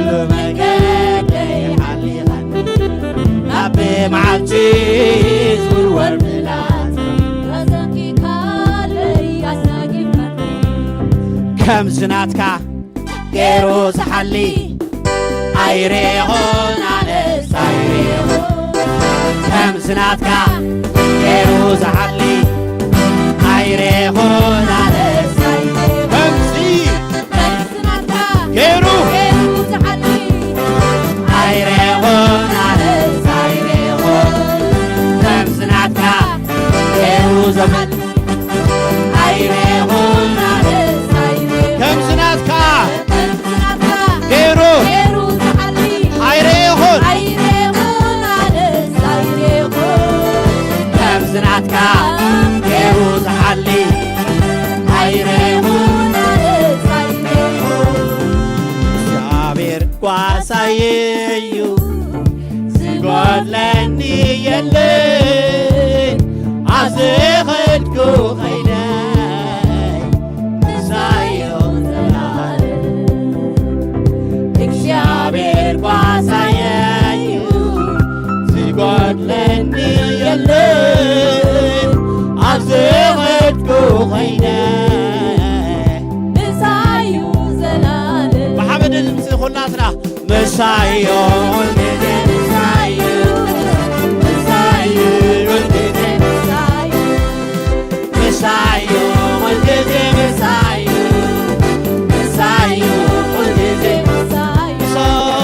ምሳዮ ወልጊዜ ምሳዮ ምሳዮ ወልጊዜ ምሳዮ ወልጊዜ ምሳዮ ምሳዮ ምሳዮ አሎ አሎ አሎ አሎ አሎ ሃሌሉያ ምሳዮ ምሳዮ ምሳዮ ምሳይ ምሳዮ ወልጊዜ ምሳዮ ምሳዮ ወልጊዜ ምሳዮ ወልጊዜ ምሳዮ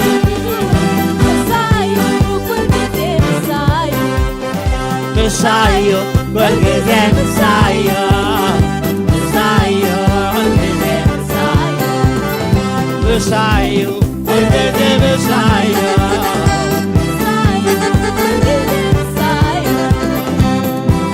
አሃ አሃ ብሕረት ዝበዝሓሎ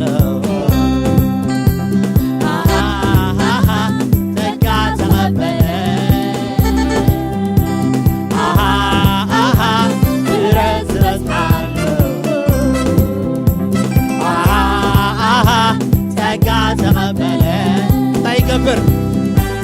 ኣብ ቅድሜኻ ሞገስ ረኽብ መን ኣለማይ ዝተዓደለ ጥራይ ይዘምር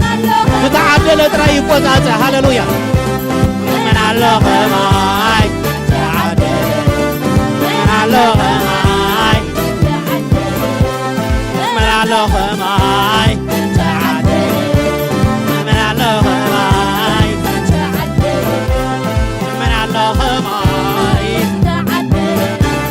መን ኣለኸማይ ብሕረት ዝበዝሓሎ ጸጋ ተቐበለ ብሕረት ዝበዝሓሎ ጸጋ ተቐበለ ኣብ ቅድሜኻ ዝኸውን ሞገስ ረኽብ መን ኣለኸማይ መን ኣለኸማይ መን ኣለኸማይ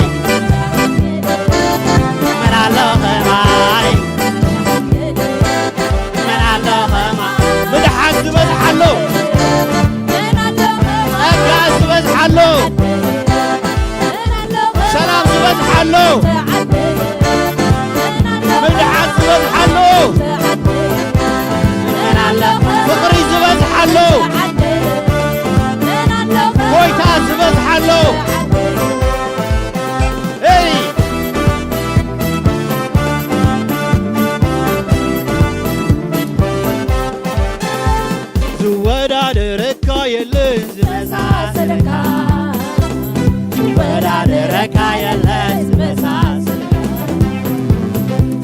ዝወዳደረካ የለን ዝመሳሰለካ ዝወዳደረካ የለን ዝወዳደረካ የለን ዝመሳሰለካ ዝወዳደረካ የለን ዝወዳደረካ የለን ዝመሳሰለካ ዝወዳደረካ የለን ዝወዳደረካ ዝወዳደረካ የለን ዝመሳሰለካ ዝወዳደረካ የለን ኣዚኻ ዓቢኻ ወዳደርቲ ዘይብልካ ንሽኻ ሓቂ ቅንዕና ዝኾነ ኣዚኻ ዓቢኻ ወዳደርቲ ዘይብልካ ሽኳን ንሽኻ ሓቂ ቅንዕና ዝኾነ ንስኻ ኢኻ ጎይታ ኣዚኻ ዓቢኻ ወዳደርቲ ዘይብልካ ዝፋን መንግስትኻ ሓቂ ቅንዕና ዝኾነ ንስኻ ኢኻ ጎይታ ዝወዳደረካ የለን ዝመሳሰለካ የለን ብኩሉ ተኣምራትካ ብልዩ ረድኤትካ ዝመሳሰለካ የለን ዝወዳደረካ የለን ብኩሉ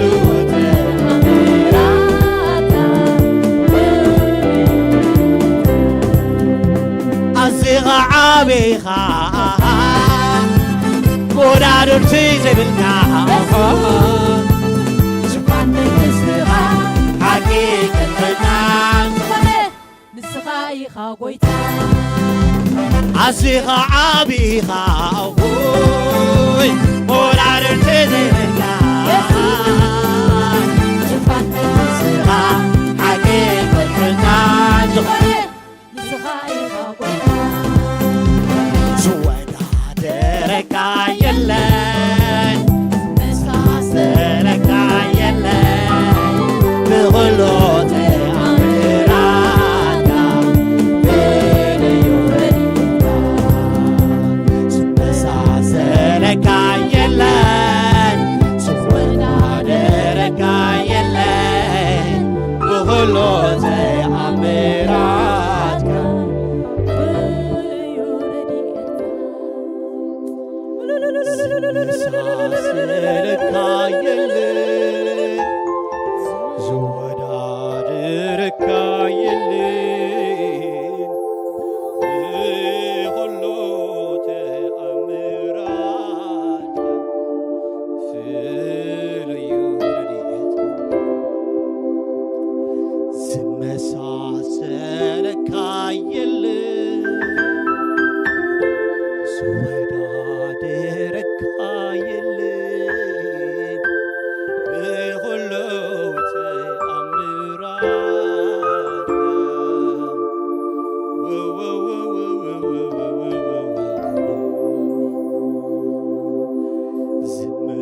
ዝመሳሰለካ የለን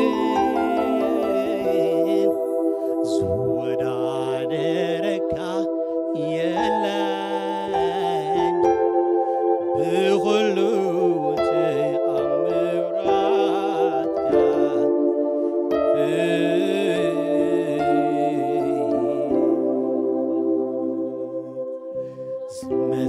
ዝመሳሰለካ የለን ዝወዳደረካ የለን ብኩሉ ተኣምራት መሳሰለካ የለን ዝወዳደረካ የለን ብኩሉ ተኣምራትካ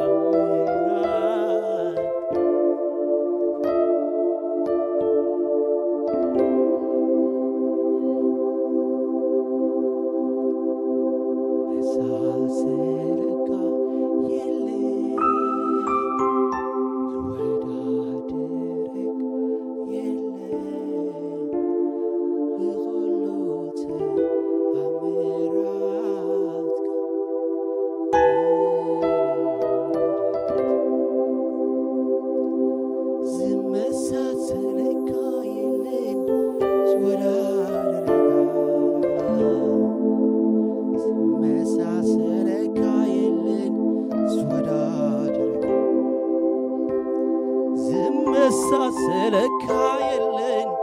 ዝወዳደረካ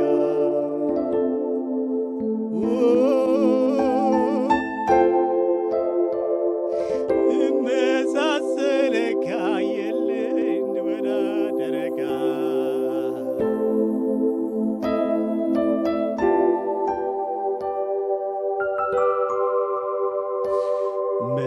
መሳሰለካ የለን ወዳደረካ የለን በሁሉ ተአምራትካ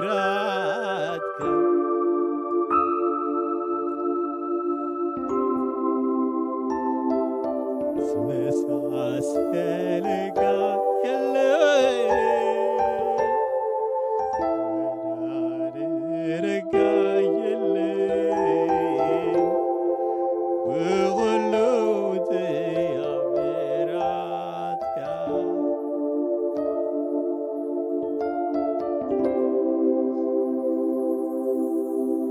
ግን ንስግደል ካለና ዝወዳደረካ የለን ዝመሳሰለካ የለን ጎይታ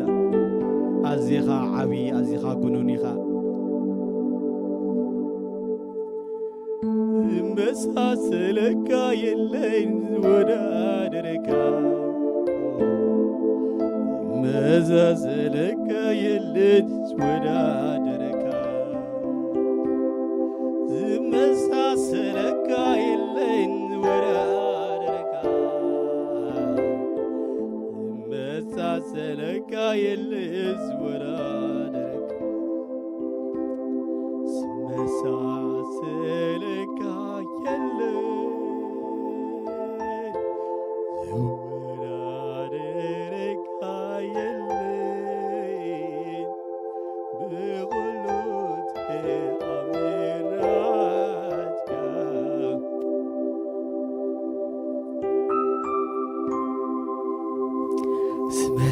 ዝመሳሰለካ የለን ወዳደረካ የለን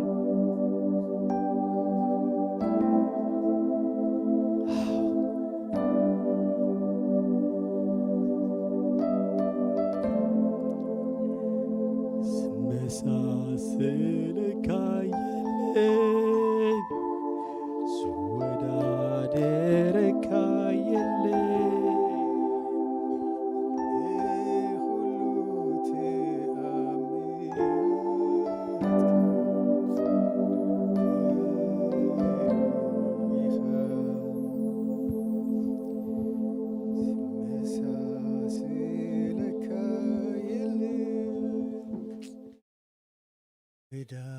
ወዳደረካ የለን ብኩሉ ተአምራትካ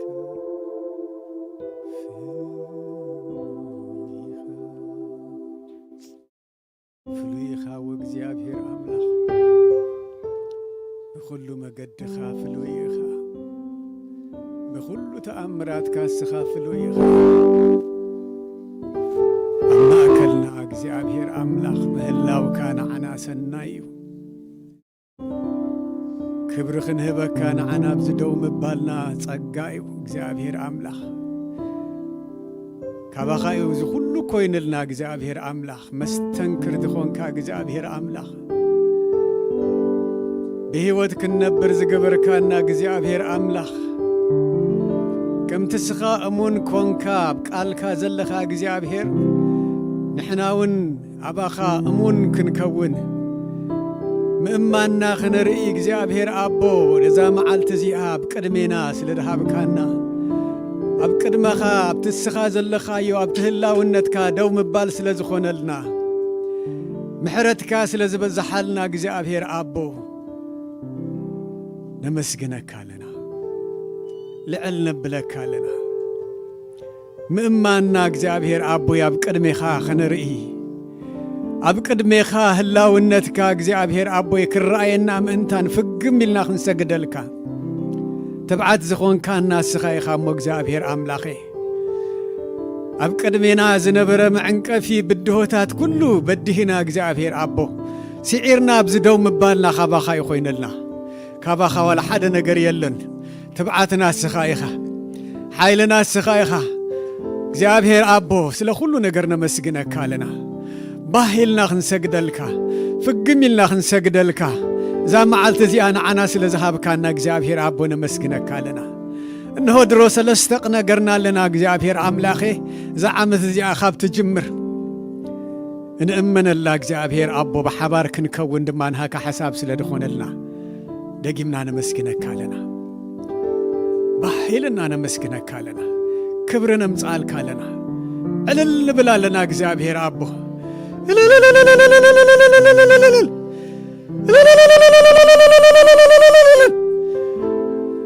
حاجوسنا السخايخا منش حاجوسنا እግዚአብሔር አቦ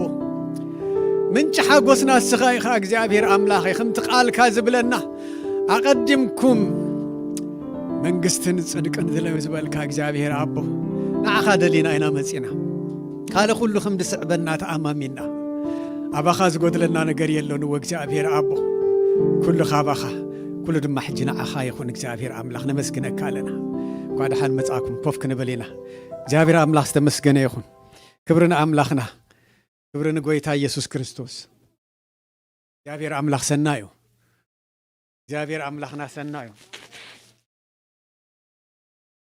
كبرنا እግዚአብሔር أملاخ يخون ولع صبيونا لو مسلني كغلغلونا متنباتا دحراي كزاربي يتو نجوم صوم دحريدي خوينا قاعد حال مصاكم ولا قصل متنباتا 2025 قاعد حال بصحكم لاست ويك داي نبركم منرو لاست ويك داي مصا قاعد حن مصاكي نزح حداس عامت انكو بسلام دما بيت أملاخ مسانا انكو حبركي كلنا نيرنا اينا نيو يير صبو غزي نرنا تحالف سنبتون እግዚአብሔር دغيمنا مسكينا زح حداس عامت جميرنا يالنا عابي قال يهبنا እግዚአብሔር አቦ كمتي جمرنايو تمرتنا روع كنقصلينا تحالف سلسته روع ابكيرنا نرنا اينا نيو يير كنقبلا دحراي دما زنبرت ربع تمالي ربع كنجمر حسيبنا نرناغن كلكم دخيمكم يهم مثلا دمصصب سلا زينبره بصلو طرح ودينا يالنا سلستينا نرنا እግዚአብሔር አምላኽ ነሩ ግን አብት ቦታ ወዶ አተባባዓኩም ደሊ ካብቲ ደው ዘበልናዮ ክንቅጽሊና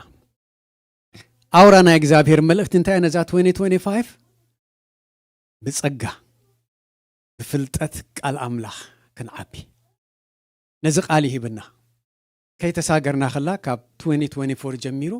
أب لبنا زمت زنبرة أب صلوت أب لخو أب قال أملاح كنمهار كلنا إزق علي دقاقي مزمت زنبرة بو مسارة دما ذات مرتون جميرنا لنا إجابير أملاح يمهرنا له يردنا له كلنا بتساقن بقال أملاخن كعتقنا نا إجابير حسابي نحنا دما دلوات كنكون بدهوتاتنا سعيرنا خنمت بزح فتنا له كنحسب كلنا صلاي زدالو لنا بزح معنقف له كابانا يدي جمر كاب رأسنا نحنا قلنا خيل يزبل امنات كهلونا نتي معنقف يخيكونا كني يودلو نجر كنحسب كم تعنتو يدبلكم من قس أملاخن صدقون دلي كالو كله كسعبكم يوزبلك على أملاخ نتدي سعبنا نتأمت ندحر كوينا ندحريتنا نملس قلنا إجزاهير دلينا خنمت نتهلاونتو دلينا خنمت كبر أملاخ كنرين دحر نمت خوينا تبرخت كي تفلت أن عندها صعبنا عندها بزح خيديو نعانا راح يكون أنت برخت دما نخالد وص برخت سلاد خونا توشتنا كن عقرق زافير زدلينا دلوناتو قال أملاخ فلتات نعوخ نفلتو السود ما بديو دوص قالو جيزي بعلو خبرنا زافير أملاخ تمسكن يهون سنبت ساعة 10 خنجمرينا سرع مدباتنا خذكركم دلي ساعة 10 خنجمرينا زافير أقدموا بزبوتها له مالتي نبته الله ونتخن متخلنا قدم رأسنا خنجزو بصلوت كنجمرينا بزو حيكونن فرق ساعتنا خنصلي بدحرينا بأملخو دحرينا بقال أملاخ كنكيدينا تن مدباتنا خي قوارص እግዚአብሔር ንምንታይ ኢና ናብ ቤት አምላኽ ንኸይድ دبل حتو حنساب حتت نرى تسو أمون مخانو كن أمنو دلي ودو بقويتا إنا حفرنا أنا كلهنا بس إذا دحننا قويتانا مدحننا يسوع كريستوس دحفر سبالو دي ما أكلنا يلون السكا عرقانو مسكال سلينا زتسأله نحن عن كريستوس كن أمنو لنا بزخن متسن هاتو حساب سلا دخونا نزينا عن متسن كن أمن سو أمون مخانو خن رئي كن أمن كن متسخلنا مسكر يد لنا له مالتي نزيو تحبرت زدلي حدا سبالو بز ما أكلنا مالتي قويتا أقدمو متسيلو أنا دمان دحر كيدا أنا ممسعيد رئيلني حدا سبالو حدا حولو حنت حبت الله نزن دار أناس بدينا خن متس እግዚአብሔር አምላክ ይደግፈና ለዚህ ሰንበት ሰዓት 10 ኩላህና አብረሰና ከነቋጽሩ ጎይታ ጽበየና አሎ ሓደ ሓውድ ማ ጽበየን ኣሎ ወይ ሓንቲ ሓብቲ ትጽበየን ኢልና ኢልናስ ክንከይድ መዐንቀፍ ኸይንኸውን ጎይታ ይረድአና እዩ ነዚ ክንሓስብ ደሊ ሮብዕ ታ መደበኛ ትምህርቲ ክንጅምር ኢና ክንቅጽል ኢና ካልእ መተንባህታ ደለና ክንደይ አንቢብኩም ኣለኹም መጽሓፍ ቅዱስ ዘፍጥረት ጀሚርና ኣለና ክሳብ 16 እንዲ ተዋሂብና 36 ፈሊጠ 36 من قالوا دبصح 36 واو مبزحتنا بصحنا هنا اجهم كنبصحنا دما زاسو من زيا سقع كندي كم نخيد دحراي كنغرنا يو حونا هينوك كلام لاخ نسو سلدكافلنا برتعنا خنكيد غيزي لنا كابزي حجي نجمر دلنا نايزاسو من زيا نجمر موني نايزاسو من زيا ندحر نودع خوينا تملسنا خاب حدا خنجمرنا توم دي جمرنا دما كابتا دو زبلنايا انداك دفعنا نخيد موني سقع قدام زبوهابنا معرف اباخ نخنبصح نرسنا برتعات نكبر ودو نخيلنا بيننا يكونن تدخلنا ماني منفس قدوس ابانا له اجهم كبلكم دلي اذن دا معبل خيد قال ابزي اخذكركم زدلي شدشتينا مدب سرعنا دلنا شدشت جروب ودو جروب 1 مسايد لكم مانيهم يداكم اروني هذا كلته يلن سديد لكم هلكم ابتا جروب الشام اي ملس كلين ملس ليسك بصحاتك دنا مكنياتهم حدا ነገር እንታይ خبلكم زل اندحر سديدنا لكم سي كم دبصحاكم دما خنفلط علنا كم دبصحاكم كنفلط علنا just send it to me حج سددلي من قال له خالي مسايد له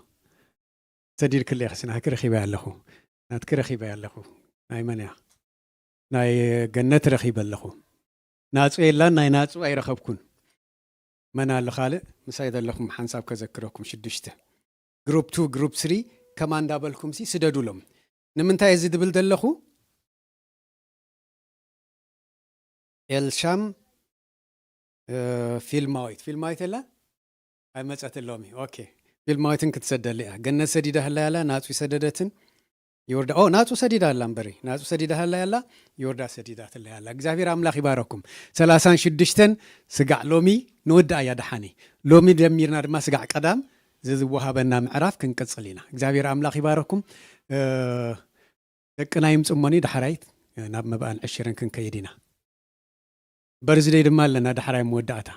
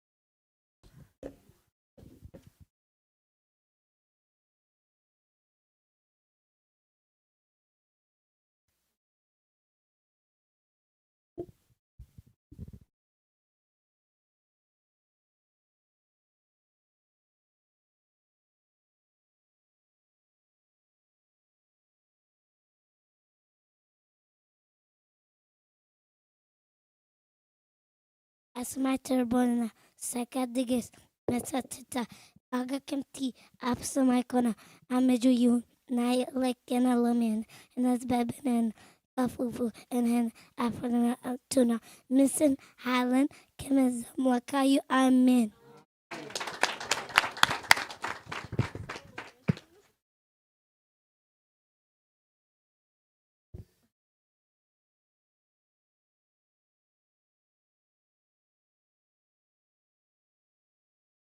Trust in the Lord with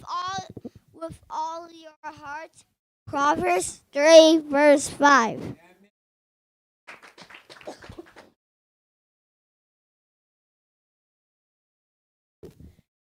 He took my verse.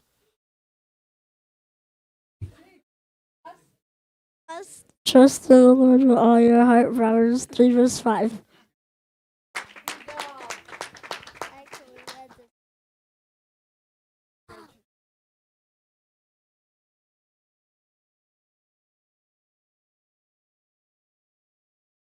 I'm a child of God. John 12. Jesus coitaio io.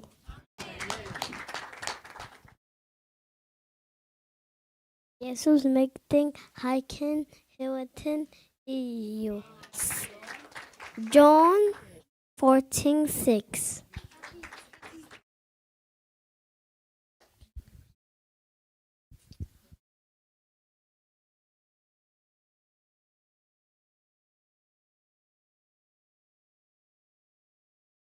I can do all things to Christ.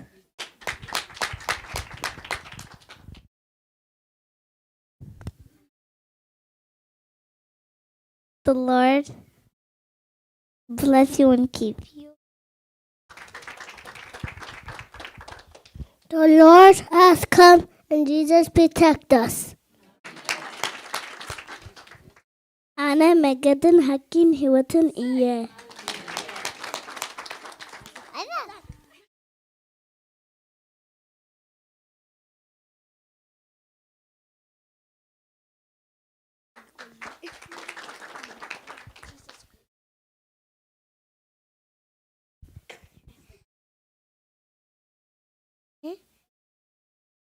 Now the truth. Now do make a video.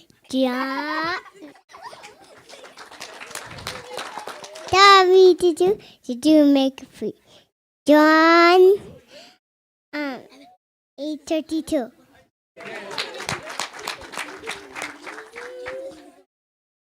Jesus is the light of where? Sabi her kwa sa'yo, agwala ni Yellen. Sabi her halagi mo na.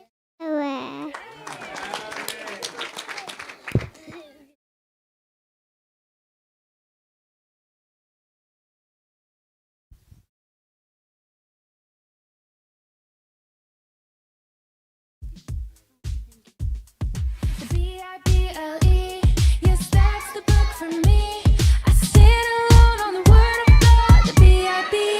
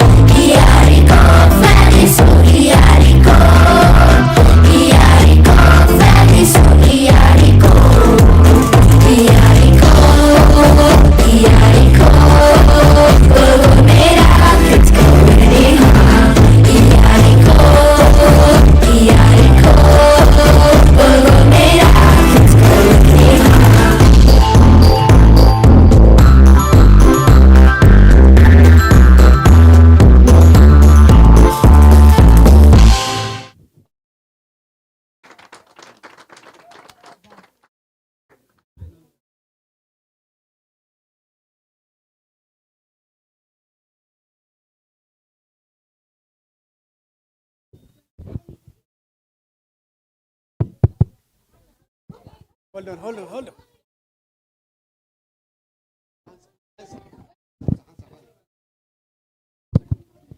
እግዚአብሔር አምላክ ተመስገን ይሁን ታዊኹም ኣሎ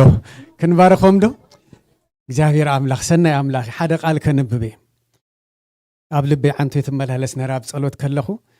እጁን ኣብ ዝወፅእ ክዛረባ ከንብባ ደልየ ነረ ግን ትክክል ነዞም ቆልዑ ድኸውን ቀሊል ኣይኮነን ኣብዞም ቆልዑ ኢንቨስት ምግባር ኣብትና ሰላም I don't know ህያብና ኣነ እዚ ቤተ ክርስቲያን እዚ ምጽእ ካብ ትብል ጀሚራ ሓላፍነት ነዞም ቆልዑስ ኣነ ክወስድ ኢለ ኣብ ዓላ ትበጊሳ ጀሚራ ሞኒ ንሪኦ ደለና ዓቢ ስታዩ ዓቢ ለውጥ ኣብዞም ደቅና እግዚአብሔር አምላክ ይባረክ ያቀድመን ሰላም ክንባረክ አደሊ እግዚአብሔር አምላክ ይባረክ ክንብላ ያቱም ትውሽጣ ደቀመጡና እግዚአብሔር ጸጋ ክወጽ እነኹ መባላ ፈቃደኛ ምዃና ደደጋጊማ ድማ ነዚ ሓልዮት ኣብል ባንዳ ዓበይቱ ክትከይድ እግዚአብሔር አምላክ ጸጋ ከብዝሓልኪ ጸጋ ብልዕሊ ጸጋ ከብዝሓልኪ እስኺ ነቤት አምላክ ክትዓየ ክትጎየ ክትብገሰ ከለኺ እግዚአብሔር አምላክ ድማ ብድሕሪ ክጎደሎ ይህሉ ኣብ ሓዳርኪ ዝመልእ በረኸት ይኹን እግዚአብሔር አምላክ ኣብ ደቅኽ በረኸት ይብዛሕ ኣብ ቤትክ በረኸት ይብዛሕ ንበዓልቲ ቤትክ እግዚአብሔር አምላክ ትድግፊ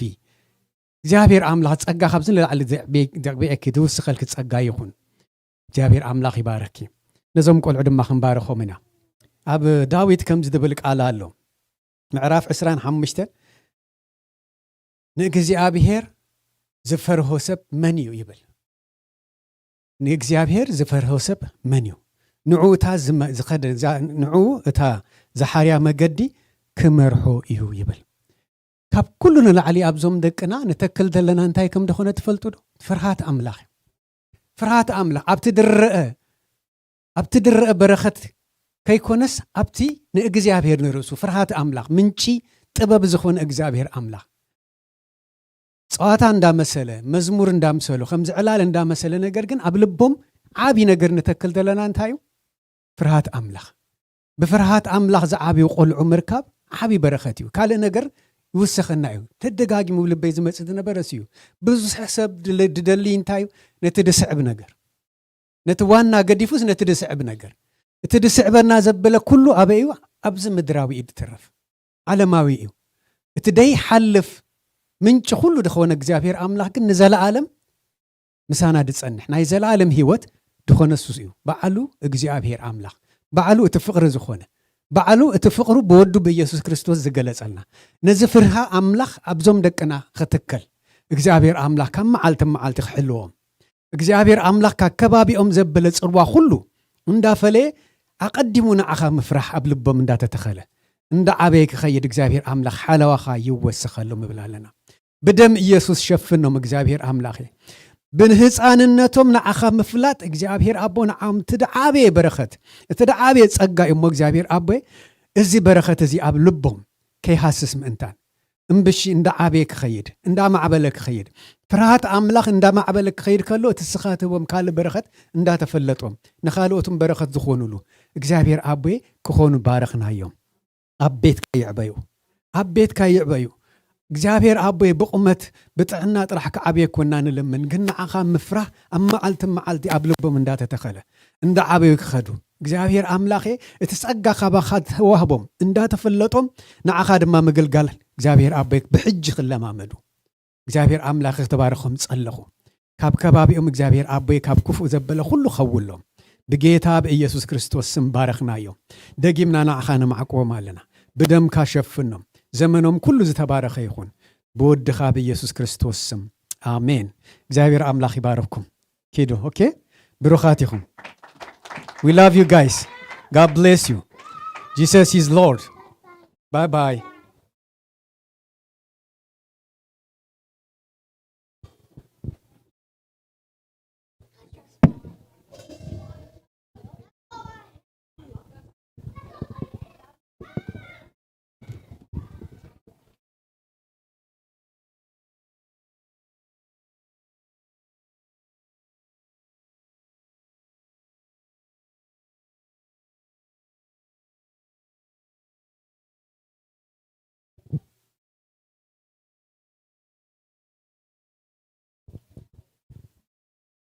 ሃሌሉያ مساعتنا ኢና ደለና እግዚአብሔር አምላክ ዝተመስገነ ይኹን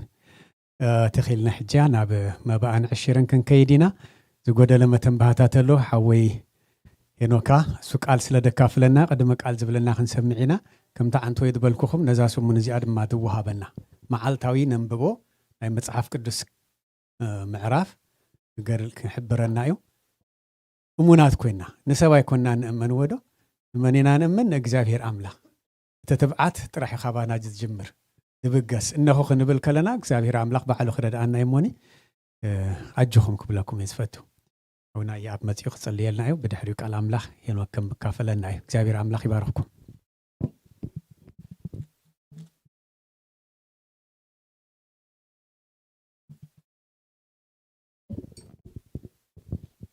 እግዚአብሔር አምላኽና ነመስግነካ ኣለና እግዚአብሔር አቦ ስለዝነበረና ጊዜ ሁሉ ክብርን ዓኻ አምላኽና እግዚአብሔር ጥዕና ጉልበት ይብካ ካብ ንሪኦን ካብ ንሪኦን ኩሉ እንደሓለኻ ዝጋብዛ ዘጽንሕካ ካብቲ ንስኻ ዝሃብካና ንቤትካ ሒዝና መጺና ኣለና እሞ ንስኻ ክትባርኹ ጽልይ ኣለና እግዚአብሔር ዝተረፈ ጊዜና ንዓኻ ሓሊፍና ንህብ ብኢየሱስ ስም አሜን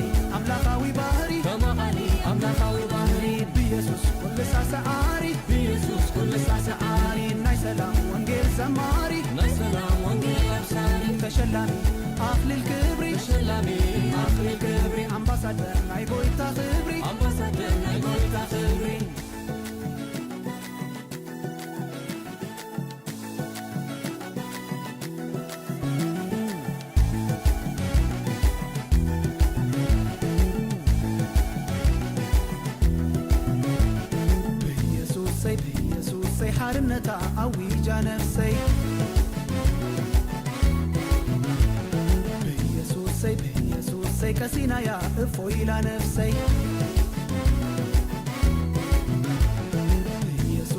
بيسوسي باهيل واتعل نفسي باهيل واتعل نفسي باهيل واتعل نفسي دسيلي واتزل نفسي دسيلي واتزل نفسي حارنتا أويجا نفسي حارنتا أويجا نفسي أويجا نفسي أويجا نفسي أي خندي زيت علما أي خندي زيت علما فلانا توطنو كلو يسوس حدش دشيلو أي خندي زيت فحسا أي خندي زيت فحسا متعوداتاتو كلو يسوس وفشيلو أي خندي زيت فتنا أي خندي زيت فتنا مسمتني تحنديدو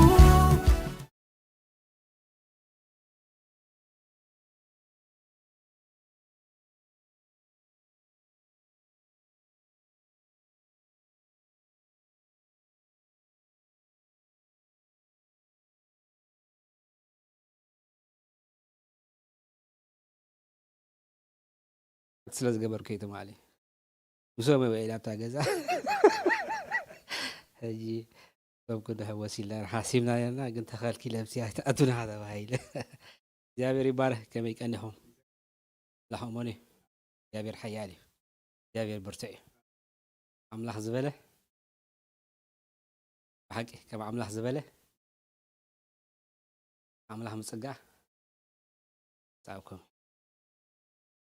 ደዋጻ ነበር ይጸላ ባስኩም ካደዋጻኩም ዋጻና በሐቂ እዚ ግዜ ትሪዎ ኣለኹም ንሪኦ ካለና ኣበይ ንኸይድ ኣለና ሓደ ውሕስነትና ሲ ኣምላኽ ጥራይ እዩ ትጸግእ ልዑል ዝሓድር ኢሉ ትጸግእ ልዑል ዝሓድር ኣብቲ ልዑል ኣብቲ ጽላልቱ ዝሓድር እግዚአብሔር ጸጋይን እርዴን ዝውከሎ ኣምላኸይ ይብል ኣለኹ ኢሎ ካብ መጻወደ ሓዳናይ እንዳበለ ይኸይድ መዝሙር 91 እኮ ኣብ ኮቪድ ያ ብዙሕ ትዝረብ ነይራ ኣብ ኮቪድ ግዜ ግን ኩሉ ግዜ ንኣምላኽ ጸጋይ ክንኮኖ ኣምላኽ ይደልየናይ እግዚአብሔር ይባርኽ መተን ባህታ እኳ ይብለን እሱ ኢልዎ እዩ ባይዘወይ እቲ ግሩፕ ዝተባሃለ ኣይኖ በብዝኾነ ፍሉይ ንኣብነት ደሱ ናቱ ሊድ ዝገብሮ ዝኾነ ኣመጻጹ ታሽሙሎ ገሌና ግን ማስዩ ግን ኣብታ መወዳታስ ብሓዴና ንወድኦ ስለዚ ብድኾነ ነቲዮም ግሩፕ ፎሎ ክትገብሮም ከምቲ ዝበሎ ንስዩ ተተኻኢሉ እውን እዚያውን ሓደ ያ ግን ዜሮ ሲ ነቲዮም ግሩፕ ፎሎ ገበርዎ ሊደር ናይቲ ኣሽቡ ስለዚ ናተይ እውን ከባቢ 7 ግሩፕ 7 መራሕቲ ኣለዉ ኣብቲ ግሩፕ ካብቶም 7 ክንደይ ተሓቂፎም ኣለዉ ዳርጋ 48 ሰብ ትሕቲ 7 ሰብ ተሓቂፉሎ ትዝለዓለ ግሩፕ 8 ሒዙሎ ተስተሓተኻ 5 ሒዙሎ ግን ዝኾነ እውን ሓድሽ ሰብ ሕጂ እውን ኣብ ምንባብ ምንታን ብሓደ ምንታን ክንከይድ ካብዛ ሰዓት እውን ክጅምሩ ትኽእል ኢኹም ጥራይ ኣብቲ ግሩፕ ክትኣትዉ ግድን ኣይኮንኩም ካብ ብሓድሽ ሓደ ጀሚርና ካብታ ዘለና ሕጂ ሎም መዓልትስ ክንደይ ክንበፅሕ ኣለና 39 ክንበ ወዳያ ግና ብኣማትካ ኦኬ ዳሕን ናይ ደሳለ ብደሳለ ፈሎ ተገርክሞ ጸገም የብሉን ኣብ መወዳእታ ክንራኸብ ኢና ማለት እዩ ግን ኣብቲ ናይ ናተይ እውን ኣበይም ክበፅሑ ዘለዎም 36 ናት ኦኬ በዚ ናተይ 30 ናተይ ግሩፕ እቲ ቀዳማይ ዝወፀት ግሩፕ ኣይውሽ ክጉስጉሴ ሽልማት ኣለዎ ክጉስጉሴ እንታይ ክሽልማት ኣነ እኳ እንታይ ምናተይ ልበይ ኣብ ዝደለይዎ ቦታ ክምስሕ ወይ ክድረሩ ነታ ግሩፕ ዝወፀ ወፃኢታት ክጉስጉሴ ስለዚ ቀዳማይ ንኽትወፁ ፈትኑ ብግሩፕ ደረጃ ማለት እየ ስለዚ ኣይተመቑ ናተይ ግሩፕ እኳ ሓያላት እዮም ብርቱዓት እዮም ብጣዕሚ እዮም ዝከታተልዎ እግዚአብሔር ይባረክ በቃ እሳይ ዘላ በተንባታ ብዝኾነ ግን ክንደንብብ በቃ ደንብብ ምንባብ እሱ ይዘዋፃና ቃል ኣምላኽ ምንባብ ጽቡቕ እዩ ድሓር ንመዓልቲስ ቀላል እያ ንመዓልቲ ቀላል እያ ክልተ ምዕራፍ እያ ሰሙን ተኸይድካ ምናልባት ቀጫውጮ መጻእኩም ክኽእል እዩ ግን በታ መዓልታዊ እንተደጊርናያ ብሓደ ክንከይድ ኢና ብሓደ ክንዓቢና ማለት እዩ እግዚአብሔር ይባረክ ንሱ ዝመስል ካልእ የለን ቢና ሓወይ ካደ ሓመፃ ሓበሎ ቢና ሓመፂና ኣሎ ኣማን ምሶረትካ ይመፂ ድሓ ቢን መፂ ኣሎ ቢንየ ኣይትትፋኣና ያ ኣይትትፋኣና ኣምላኽሙን እግዚአብሔር ሓያል እግዚአብሔር ብርቱዕ እዩ ንእሽተይ ክንፅሊና እግዚአብሔር ሆይ ነመስግነካ ኣለና ንስኻ ኣብ ልዕል ኩሉ ጻድቕ ስለ ዝኾንካ ክብረ ንህበካ ሕጂ እውን ብመዝሙር ብጸሎት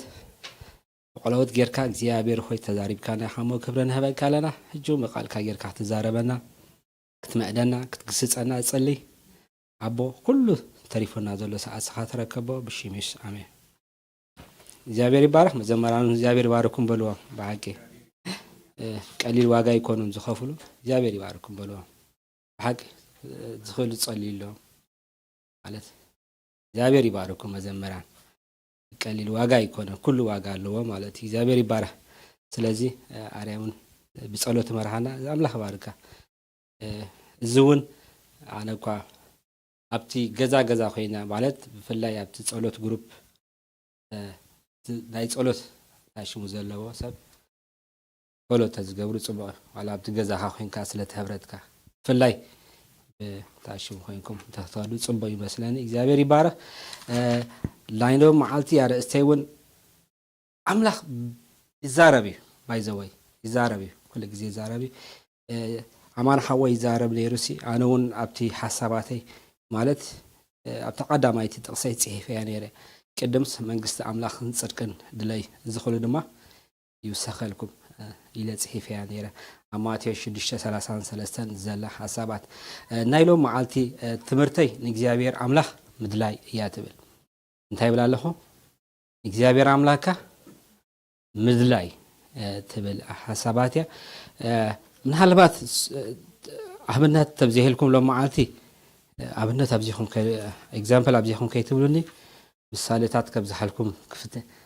ክደልየ ናተይ በቲ ዝረዓኽዎ ማለት እየ ዋይሎ መዓልቲ ብዙ በዚህሎ ከይትብሉኒ ኣብነት ከብዝየ ስለዚ ንእግዚኣብሔር ምድላይ ትብል ሓሳባት እያ ኣብ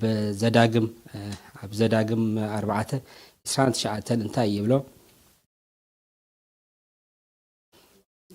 4:29 እንታይ ይብል ኣብቲ ቃል ኣምላኽ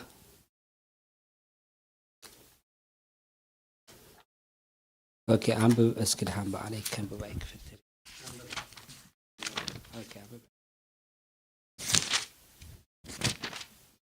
ኦኬ አንብበል ጽሞታ ሀቢብ ካለኻ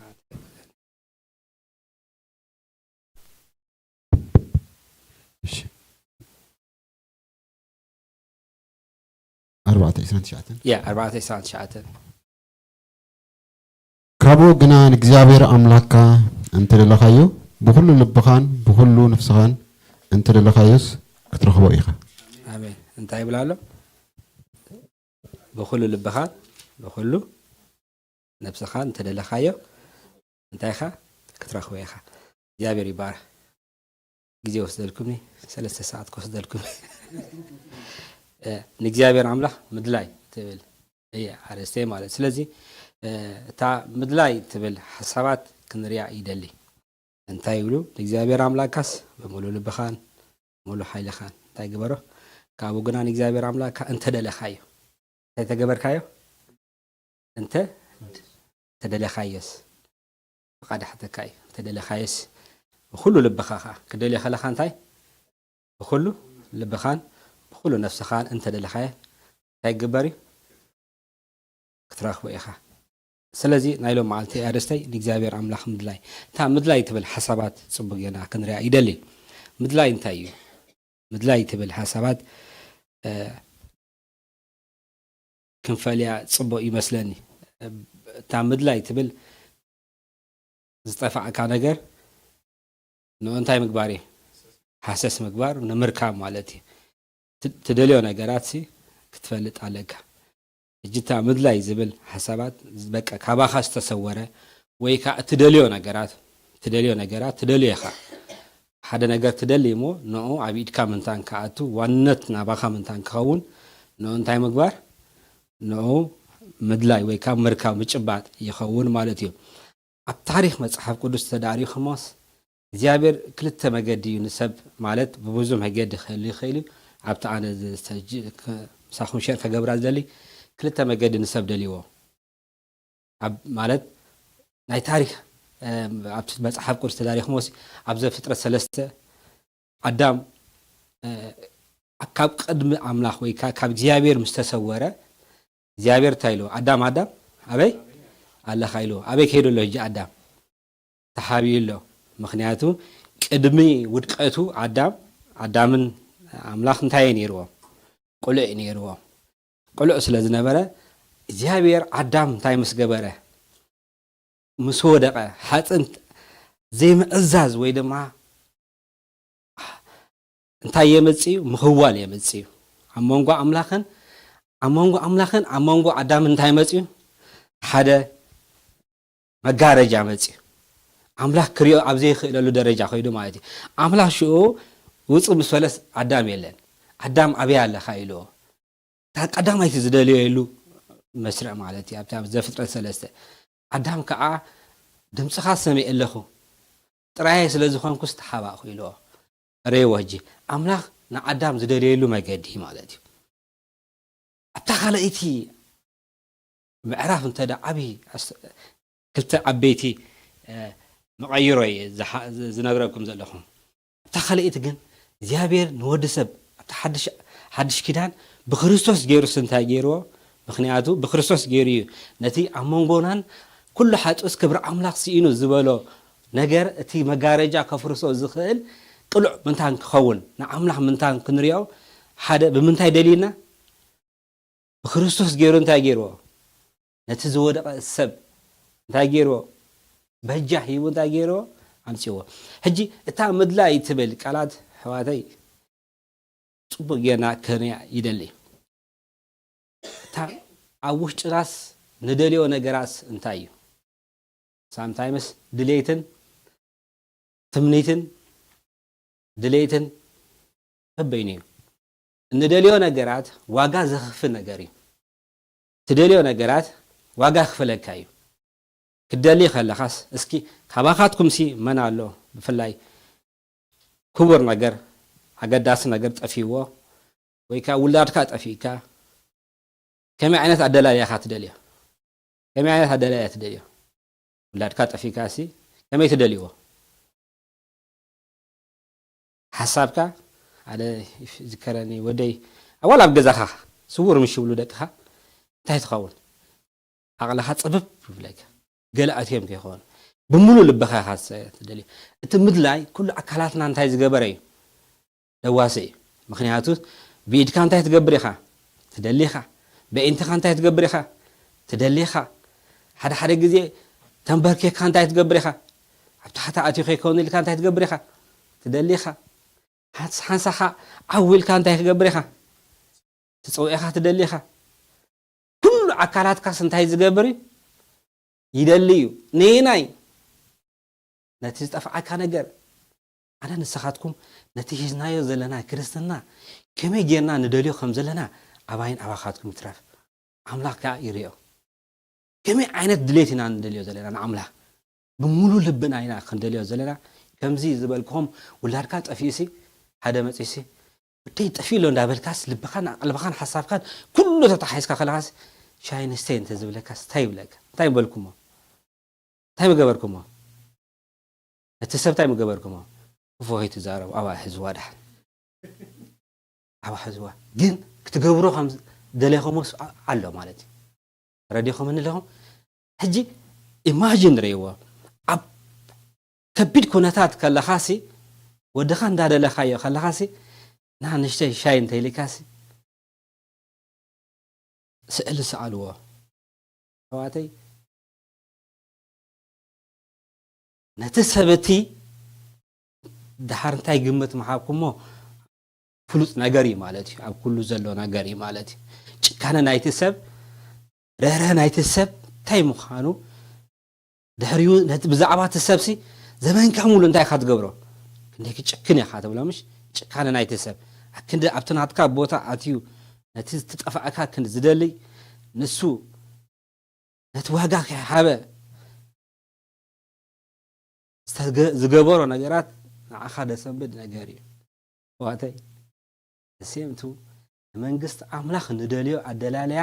ከምዚ እንተ ዘደሊናዮ ንአምላኽ ዝረኽቦ ሰብ የለ አምላኽ ናይ ፕሪንሲፕል አምላኽ እዩ ንአምላኽ ደሊኻን አምላኽ እንታይ ኢልዎ ሰለስተ ሕግታት ሂቦም ኣብ ማቴዎስ ክንሪኦ ኢና ድለዩ ኣብ ማቴዎስ 7 ሓንበበለይ ኣብ ማቴዎስ 7:8 ካብ 7 ክሳብ 8 أماتي شوعته كاب شوعته كسب شمون تزلع. زلمنا كله يقبل يو زدلي دماي يركب مع زوق حكوح زبلون يغفت له يمو لمنو يوهبكم دلي ترخبو مع زوق حكوح حبلو يغفت لكم يو. Thank you. ثلاثة برينسيبل هو ماله. زلمنا انتهي قبري. زدلي انتهي قبري. فحزب بلنتاي قبري هواتي فتينا صلينا نعملاخ كمتن زدلنا ينا نرخوا عدلالينا كنقير كنكلالنا كمتا زبلكم كدلي انا لو خباتكم انا املاح زرد مالك املاح ردانا نعين اخاتكم ودخاسي اكزامبل كبزحلكم يلكم عبد درجه بتصبو أبتو ودخون زبالكم من البات ترس لزبالكم ودخان تخوين السب جب جنزم تتفي كاسي ወይ دحان تتكوي خايل شلل بلا كايسب وي ገንዘብ ጠፊን እንተ ኢልካስ ኦኬ ረማይ دحان مشالك عقل يبلو يتسب ذكرني عدلالاينا خنقير ስለዝደለኹ ደስ የኸዘኩሬ እዚ ኦርጋን ክንገዝሲ ኣብ እንዳ ኦርጋን ከና ከዘኩሮ ደልየ ጣዕሚ ሕጂ ክሪኦ ከለኹ ማለት እዩ ሕጂ 1500 ገዚናያ ኣነ ኸይደ ካብ ባንኪ 2000 ዘመፅስ 1500 ከፊልያስ ቆልዓ ኸይፈ ነይረስ ካብ ጅባይ ወዲኣ ታ 500 ምስ ፖስታ ሰብ የለን ሓቂ ተሓይሽ ከናስ ወይ ደሱ ታ ፖስታስ ደርቢያ ለኹ 500 ኢልያስ ወይ ናመፂናስ ነተሰብ ሰሓተትናስ እንደ ኢልና عدلالينا قلناتيناتو حادي نيرو هاي بكدا دفوق الناس كنا ريوا كساب تدلي كساب ترخبو انت تقبر عليك كساب ترخب كاي انت تقبر عليك هجي عدلاليها نتي ترخبو ነገር سوصيت كاي هي كلا بقى دحان الناس قديفنا كينا حسابي ترديهم عليه كون زغبو قنتاي نيرو كساب ترخبو مخنياتو عباس لزودقت ويس وسيدو والو ويس وسيدو وايزلو قال وسدو يلن كساب ترخبو ولا بتاع مصحف قدس كدريعينا كساب مع سيخ تدلي كساب ترخبو تمواتي كساب ترخبو دليو لا يا تي هجي مصيات اللي تحسبت بزعبا مدلاي تبل حسابيا جين عدلالاينا كنفلطينا ولا بصراحنا جيريوم اب فيرجين فالي زي هوتيل يخمش فلا ايربورت خدو سبات بزناي سترايك كلتا ورح جيرم አለው ተጋጊ 3 ወርሒ እንታይ ጠለብ ገረም አለው ዝኾነ ጠለብ ገረም አለው ንሳቶም ያ ባይ ዝኾነሲ እዚ ገበረልና ኢሎም አለው ተማልስ ብዛዕባ ዚ ከሰላስል ከለውስ እዚኦም ሰባት ክሳብ ማዓስዮም ስትራይክ ወፅኦም ዘለው ሳብቲ ክሳብ ማዓስ ክሳብ እቲ ጠለዎም ዝምለሰሎም ጉዳይ እዮም ዝሓቱ ስትራይክ ክልተ ወርሒ ወፅኦም አለው ለይቲ መዓልቲ ነው የሚቀያየር ያ በግም ቅድሜ ያ በናተይ ይበዝህ ይልዋሎ ጽቦ ግን እንታይ ይገብሩለው ክሳብ ሰዓት እዚያ ለይቲ መዓልትን ጥራዓን ይገብሩለው مستملسلم እንታይ ክገብሩዮም በቃ ቦቶም ክኸድዮም ተዋተይ እቲ ደሓስኩሞ ዘለኹሞ ነገራት ክሳብ ዘይሓስኩሞ ደው ኣይትበሉ ምክንያቱ ንኣምላኽ ምድላይ ዝበሎ ነገራት እንተዳሪኹሞ ብሙሉ ልብኻን ብሙሉ ሓይልኻን እግዚአብሔር ኣምላክካ ደለየ ኢልዎ ስለዚህ ዋላ በማቴዎስ 6:33 ክዛረብ ዘሎ ቅድም መንግስት ኣምላኽ እንታይ ይበሉ ጽድቅን ደለዩ ጽድቅን ደለዩ አደላለያ ከመዩ መንግስት አምላኽ ነደለዩ አደላለያ ከመዩ ስለዚህ አምላኽ ናይ ፕሪንሲፕል አምላኽ እዩ አደላለያኻ ንአምላኽ ትደልይዎ ዘለኹም አደላለይ ናታትኩም አደላለያ እታነ ነብራ ዘለና ናብራ ከምቲ አደላለይና ኢና ድሌተይ ክወጽ ኣለዎ ድሌትኩም ክወጽ ክላለዎ ድሌትናን ዝበዝሕ ግዜ ኣብ ሕልሚና ነበር ሕለሙ ተመነዩ ዋጋ ይኽፍለኩም ነው አቀደ አባራትካ ደቂስካስ ወደይ ከምዚ በረጃ ከመሃረለይ ጠባዩ ከምዝኸውን ኣብዚያ ዩኒቨርሲቲ ካኣቱ ተመነይዎ ወይ ከዓ መንፈሳዊ ህይወት በጣም ሓያላት ኮይንኩም ብርቱዓት ኮይንኩም አጋንንትን ሕሙማትን ፈዊስኩም በቃ ወንጌል ኩሉ አሰራጺኹም ተመነይዎ ዋተይ ካብታ አራት መስወረድኩም ወዲያ ዋጋ ይክፈለካኒ እብለኩም ኣለኹ ንደልዮ ዘለና አደላለያ ሕጂውን ክንቅየር ክንከላለና ደቅና ክመሃሩ እንተዳደሊናዮ በመንፈሳዊ ህይወት ንአምላኽ ብምፍራህ ንደልዮ እንተዳ ኮይናስ ንምድላይ እንታይ የድልየካይ ከምታ ዝበልኩኹም በእግረኻ እንታይ ትገብር ክትከይድ ኣለካ አበይ ኣብቲ ትደልዮ ዘለኻ ቦታ ምንታን ክመሃሩልካ እንተዳ ደሊኻሲ እንታይ ክትገብር ኣለካ ብዙ ስለንሪዮ ዘለና ማለት እዩ አደላላይና ሲረሳስ ደላላይና ወደኻ ደቅና ወይ ድማ ገዛ ርእስና መንፈሳዊ ህይወት ብርቱዓት ክንኮን ንደሊ ግን ንኣምላኽ ንደልዮ ኣደላለያ ግና ከምቲ ንምንዮ ኣይኮነን ብሓሳብ ጥራይና ንደልዮ ብዕሙሮ ጥራይና ንደልዮ ምድላይ እንታይ የደሊ ይብል ኣለኹ ዋጋ ይኽፍል እዩ ተንበርኪካ ትደልዮ ኢኻ ክብርታት ናይ ገዛና ብውልቅና ንኹን ብሕብረት ይኹን ቤተ ክርስቲያን ይኹን ብሓገር ይኹን ብሕዝብና ይኹን ብዙሕ ዝጠፍዓና ነገራት ኣሎ ግን ኣደላላያና ግና ጽቡቕ ኣይኮነን ኣደላላያና ግና ጽቡቕ ኣይኮነን ሰሚዕኹምዎ ትፈልጡ ዶ ብዙሓት ኣብ ቤተይ ሰላም የለን ስሓቅ ካብ ጠፍአስ ክንደይ ገይሩ ይብለካ እንታይ ይብላ ኣሎ ስሓቅ ካብ ዝጠፍአስ ክንደይ ገይሩ ዕላል ካብ ጠፍአስ ክንደይ ገይሩ እንታይ ገይሩ ኣሎ ማለት ጠፊሉ ብሎ ኣሎ ኣጥፋይ ኣካል ኣሎ ማለት እዩ ስለዚ ልበይ ልብኹም ነቲ ዝጠፍአ ክሳብ ዝረኽቦ ኣነ ግና እንታይ ይገብርኒ ኣይደቅስኒ ነቲ ዝጠፍዓኩም ነገራት ክሳብ ትረኽብዎ ክሳብ መዓስ ክሳብ ትሕዝዎ ክሳብ ትረኽብዎ ክትስኡ ክትኽእሉ ኣለኩም ክንትስእ ኣለና ጠፊንሎ እንተዳ ኢልካ ኣብ ቤትካ መንፈሳዊ ህይወት ጠፊንሎ እንተዳ ንብል እንተኾይናስ ስለዚ ኻይ ኣዳም ምስ ጠፍአስ እግዚአብሔር ኣብያ ኣለኻ ኢልዎ ኣጥፊዎ ሓደ ነገር ዋተይ ክንደይ ዝጠፍዓና ነገራት ኣሎ ክንደይ ኣሎ ዝጠፍዓኩም ነገራት ኣደላለያኹም ቀይሩ ከመይ ትደልይዎ ከም ዘለኹም ፍለጡ ከም መጠን ኣምላኽ ድማ ከም መጠን ጠፍዓካ ወይ ከም መጠን ሕጂ ሰለስተ ፕሪስ ንምድላይ ዘድልየካ ነገራት ኣሎ ሓደ ጠፊን ትብሎ ነገራት ክተውጅ ኣለካ ኣነሲ ኣዳልይኒ ክብለኩም እንተዳ ኮይነሲ ብዛዕባ እንታይ ከተዳልየኒ ዘለኻ ዝጠፍዓነ ነገር ክነግረካ ክኽእል ኣለኒ ኣነሲ ወደይ ጠፊሎ እሞ ኣነ ብደቀ ከምፃእኩም ምክንያቱ ኣብያ ቁርብ ትርር ትብለኒ እምበር ገንዘብ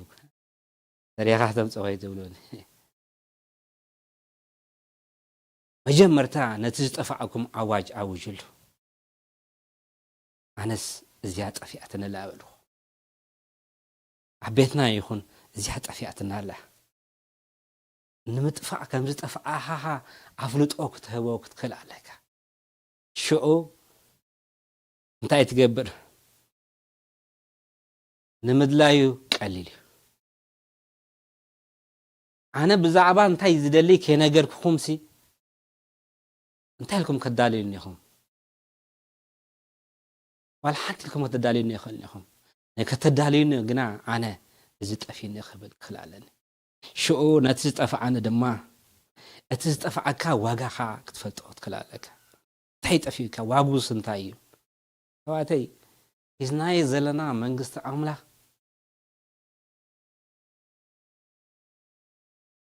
ቀሊል ኣይኮነን ስለዚ ኣብ ቀዳማይ ቆሮንጦስ 14:12 እንታይ ኢሎ ከምኡ ድማ ንስኻትኩም ንመንፈሳዊ ውህበት ንቐንዑ ካብ ክነስኹምስ ንምህናፅ ማሕበር እዙዛት ክትኮኑ ድለዩ እንታይ ግበሩ እዙዛት ክትኮኑ ንመንፈሳዊ ንምህናፅ ማሕበር ዝኸውን እዙዛት ክትኮኑስ ድለዩ ድሌታትናስ እንታይ እዩ ሕጂ ኣነ ደለያ ዘለኹስ እታ ምድላይ ትብል ቃላት ኣባና ክስረፅ ኣለዎ ብኸመይና ንደልዮ ዘለና ንኣምላኽ ከመይና ንደልዮ ዘለና ስለዚ ኻ መጀመርታ መንግስቲ ኣምላኽ ጽድቅን ድለዩ ኢልዎ መንግስቲ ኣምላኽ ጽድቅን ድለዩ ኢልዎም ብድሕሪ ግና እዚ ክኾነልኩም ኢልዎም ዘይደለየ ዘይጠፍዓካ ነገር ከመይ ጌርካ ትደልዮ ኣይጠፍዓኩም ኣይደልየኹምዎም ስለዚ ኢልዎም እንተዘይጠፊእካስ ክደልይ ክእልኻ መጀመርታ ንክትደልይ ዝጠፍዓካ ክኾን ኣለዎ ኣነስ ጠፊንሎ እዚ እንተዳ ኢልካስ ሽሙ ምድላይ ትጅምር እቲ ዝደለየ ድማ ይረክብ እንተዘይጠፍዓካ ግና ብምንም ተኣምር ኣይደልይዎን ኢኹ ስለዚ ዝጠፍዓና ነገራት ኣሎ ካባይን ካባኻትኩም ብዙሕ ነገር ዝጠፍዓና ኣሎ ከም ውልቅና ዝጠፍዓና ነገር ኣሎ ከም ቤትና ዝጠፍዓና ነገራት ኣሎ ከም ሕብረት ዝጠፍዓና ነገራት ኣሎ ከም ሕዝቡን ዝጠፍዓና ነገራት ኣሎ ስለዚ سمعوا أنتو داخلكم عبوتاتنا ويكعبيت انتاي يبلو قدم نيرو مكببار قدم نيرو مجززع قدم نيرو فقري ولخا هجقنا انتا خين الله طفيل له قدم نيرو حوي حوخا يبلو حقيده هجقنا طفيل له يبلو ስለዚህ ጠፊሎ ትብል ቃላት ሓደ ነገር እንታይ ገይሩሎ ማለት እዩ ሓደ ነገር አትይሎ ስለዚህ ነቲ ዝጠፋዕና ነገራት በሓደ ልቢ ክንትስቀሎ ክንከላለና እንታይ ጠፊና ኣሎ ኣነስ እንታይ ጠፊን ኣሎ በሉ እስኪ ዓበይተይ እንታይ ጠፊን ኣሎ በሉ ኣብ ሓዳረይ እንታይ ጠፊን ኣሎ በሉ ኣብ ሕብረት እንታይ ጠፊን ኣሎ በሉ ስለዚህ ክላ ቀደም ነይሩ ጠፊ እንዳተባሐለ ይኽየድ ስለዘለ እዩ ቀደም ነይሩ መንፈሳው ቀደም ነይሩ መዝሙር ይብላይካ አቀይደ ቀደም መዝሙር ሕጂ ኸንታ ኮይኑ ጠፊሎ ስለዚህ ንክብር አምላክ ክንመለስ ክንከላለና ንአምላክ ክንደልዮ ክንከላለና ንአምላክ እንተዝ ክንደልዮ እንተዘይክኢልና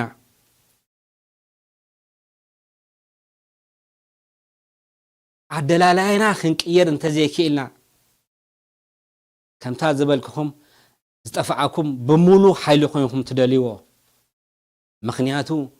ዋጋ ናይቲ ዝጠፋዓኩም ብፍላይ ድማ ናይቲ ዋጋ ዝጠፋዓኩም ነገራት እንተዳ ተረዲእኩሞ እጅ ሳምታይምስ ከም ዝበልክኹም ሓደ ግዜ ዋጉ እንተዳ ዘይርዳእካ ኮይኑ ሸለሌኻ ትብሎ ደሓን ኢልካ ትገብሮ ግን ዋጉኡ ዝጠፋዕና ክቡር ነገር እዩ መንግስት አምላክ ጽድቅን ድለይልና ጽድቅ አምላክ ክንደልዮ ክንከላለና ንጽድቂ ክላ ቅድስና ቀደም ነይሩ እንተዳ ዝብል ኮይኑ ሎሚ ዘበላሾ ነገራት እንታይ እዩ ንዑ ክደሊ ክንከላለና ነትምርቲ ክንደሊ ክንከላለና ንአምላክ ክንደሊ ክንከላለና ንቃል አምላክ ክንደሊ ክንከላለና ከመጠን ዝደለናዮ ከሙና እንረኽቦ ስለዚህ ዘይደለ ይኽረክብ አይከልኒ ሕዋተይ አምላክ አቦትዩ ስርዓት ኣለዎ ድለዩ ክትረኽቡ ኢኹም ኢሎም ኳኩሑ ክፈተልኩም ኢሎም ለምኑ ትረኽቡ ኢኹም ኢሉና ዘይለመንካ ይትረክብነኻ ደይኳኳኻ ይክፈተካን እዩ ደይደለኻዮ ኣይትረኽቦንኻ ዘይደለኹም ኣይትረኽቦንኹም ኣነ ይረኽቦኒ ንስኻትኩም ኣይትረኽቦን ኢኹም ስለዚህ በሙሉ ልብና በሙሉ ኃይልና በሙሉ ነገራትና ንአምላክ ክንደልዮ ኣለና ከምቲ ዝበልኩኹም ሁላድካ ጠፊዩ ስራት ኸይድኻ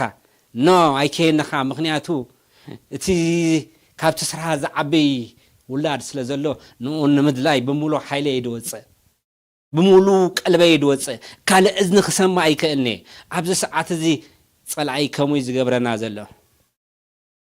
ምጽአት ንብላለና እግዚአብሔር ዝመጻሉ ሰዓት አይንፈልጥና ንብላለና ንስኻትኩም ግና ተዳለውኻ ይብለና ኣሎ ነገር ግና እትንደልዮ አደላላይና ግና ስኻትኩም ትፈልጦ አነ ይፈልጦ ኩላትና ንፈልጦ አምላክካ ጽቢቆ ይፈልጦ ስለዚህ አደላላይና ክንቅይር ኣለና እንዳነ ባዕኻ ትደልይኻ ተንበርኪካ ትደልይኻ ኡይ እንዳበልካ ትደልይኻ ጥራዕ እንዳገበርካ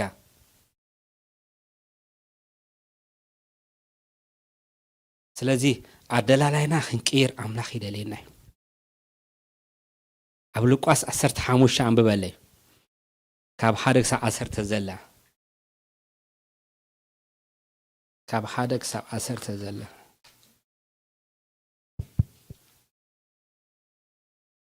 ኩሎም ተገውትን ሓጣንን ክሰምዕዎ ናብኡ ቀረቡ ፈሪሳውያንን ጸሓፍትን ድማ እዝስ ንሓጣ ዳ ይቅበል ምሳታቶም ውን ይበልዕ ኢሎም ኣግሮምሎም እዚ ምስላዚ ከዓ መስለሎም ከምዚ ኢሉ ካብኻትኩም ከ100 ባጊዕ ዘለዎ እሞ ከባኣታትን ሓንቲ እንተ ጠፍኣቶስ ነተን 99 ናብ በረኻ ዘይሓድግ ክሳዕ ዝረኽባ እውን ነታ ጠፈት ክደሊ ዘይከይድ እንተዋይ ሰብኣ እዩ ምስ ረኸባ ከዓ እናተሓጎሰ ኣብ መንኩ ይሕንግራ ናብ ቤቶም ምስ ተመልሰ ድማ ንዕሩኹን ንግረባብቱን ብሓደ ፀዊዑ ነታ ዝጠፍአትኒ በጊዒ ረኺበያ እሞ ምሳይ ተሓጎሱ ይብሎም ከምኡ ከዓ ንስሓ ካብ ዘይደልዩ 99 ጻድቃንሲ ብሓደ ዝንስሕ ሓጢ ኣብ ሰማይ ሓጎስ ክኸውን እዩ እብለኩም ኣለኹ ቴንክ ዩ እግዚአብሔር ባረክ ኣብዚያ እንታይ ይዛረቦ ኣሎ ብዛዕባ ዝጠፍአ ኣባጊ ዝምስለሎም ኣሎ ብዝኾነ ኣብቲ ወንጌል እንተዳሪኹሞ ኢየሱስ ክርስቶስ ምስ መፀ ኣብ መጻጹስ ናመን ይመጽእ ኣብቶም ዝጠፍኡ እዩ ኣይጠፋእኹን እንተዳኢልካኒ ንሱ ግዴቱ ይኮነን ንሱ ግና ናብቶም ዝጠፍኡ ኣባጊ መጻኽ ኢሎም እቲኦም ፈሪሳውያንን እቲኦም ኣለና ዝብሉ ወይ ከዓ ናይ ኣምላኽ ሰባትና ንብሉስ ጠፊኹም ኢኹም እንዳበሎም እንታይ ብሎም ነይሮም ኖ ናስ ኣይጠፋና ናስ ዘርኢ ኣብርሃም ኢና ይብልዎ ኣይጠፋእኻ እንተ ደኣ ኮንካስ ኣይጠፋእኻን ንሱ ግና እንታይ ኢሎም ናብቲ ዝጠፍአት በጊዒ ተኸይድ ኢልዎ እንተ ዘይጠፊእኹም ከም ዝጠፋእኹም ሪኮግናይዝ ተዘሂብኩሞ ኣምላኽ ኣይድህነኩም ጠፊእ ኣለኹ ስለዚ እንታይ ኢሎም ካብቲ ሓንቲ ትንሳሕ ይዝደሊ እታ ዝጠፍአት ዋላ ኢየሱስ ክርስቶስ ክልእኾም ከሎ ንደቂ ነቲኦም 12 ሐዋርያት ክልእኾም ከሎስ እንታይ ኢልዎም ኪዱ ነዚኦም 12 ካልኣኹም ከምዚ ኢሉ እውን ናብቶም ጥፋኣት ኣባጊ ቤት እስራኤል ዳኣ ኪዱ ናበይ ናብቶም ዝጠፍኡ ዋተይ ከም ዝጠፍኣኩም እንተዳ ዋላ ኢየሱስ እኮ ነቲኦም ዝጠፍኡ እንታይ ገብሮም ነይሩ የድህኖም ነይሩ ነቶም ዝቕበልዎ ንሱ ከዓ ብሓይጣትኩም ክትሞቱ ኢኹም ኣብ መንጎ ኣምላኽን ኣብ መንጎኹም ዘለዎ ኣነ እንዳበሎም ከሎሲ ንሳቶም ግና ንስኻ ይኮንካ እንካ ይብልዎ እቲኦም ዝተቐበልዎ ብስሙ ንዝኣመኑ ውሉድ ኣምላክ ክኾኑ መሰል ሓቦም ዝበሎ ቃል ንሱ ነቲ ደልዩ መፂኡ ንሳቶም ካ እንታይ ነይሮም ኖ ነና ከምኡ ይኮና ንብልዎ ነይሮም ንሱ ካ እንታይ ይብሎም ነይሩ ነቲኦም ዝተቐበልዎ ነቲኦም ዝጠፍኡ ስለዚ ከዓ ነቲኦም ሐዋርያት ክዛረቦም ከሎ እንታይ ኢሎም ኪዱ ኢልዎም ናብቶም ጥፋኣት ኣባጊ ኪዱ ኢልዎም ምድላይ ኪዱ ሕዋተይ ምድላይ ክንደልዮ ክንክል ኣለና ኣደላላይና ክንፈልጦ ክንክል ኣለና ስለዚ ኢየሱስ ክርስቶስ ነቲኦም ዝጠፍኡ ዳ ይደሊ እምበር ነቲኦም ዘለዎ ዋላ ሓንቲ እንተ ዘይጠፊኻ ዋላ ሓንቲ ስለዚ ኪዱ ኢልዎም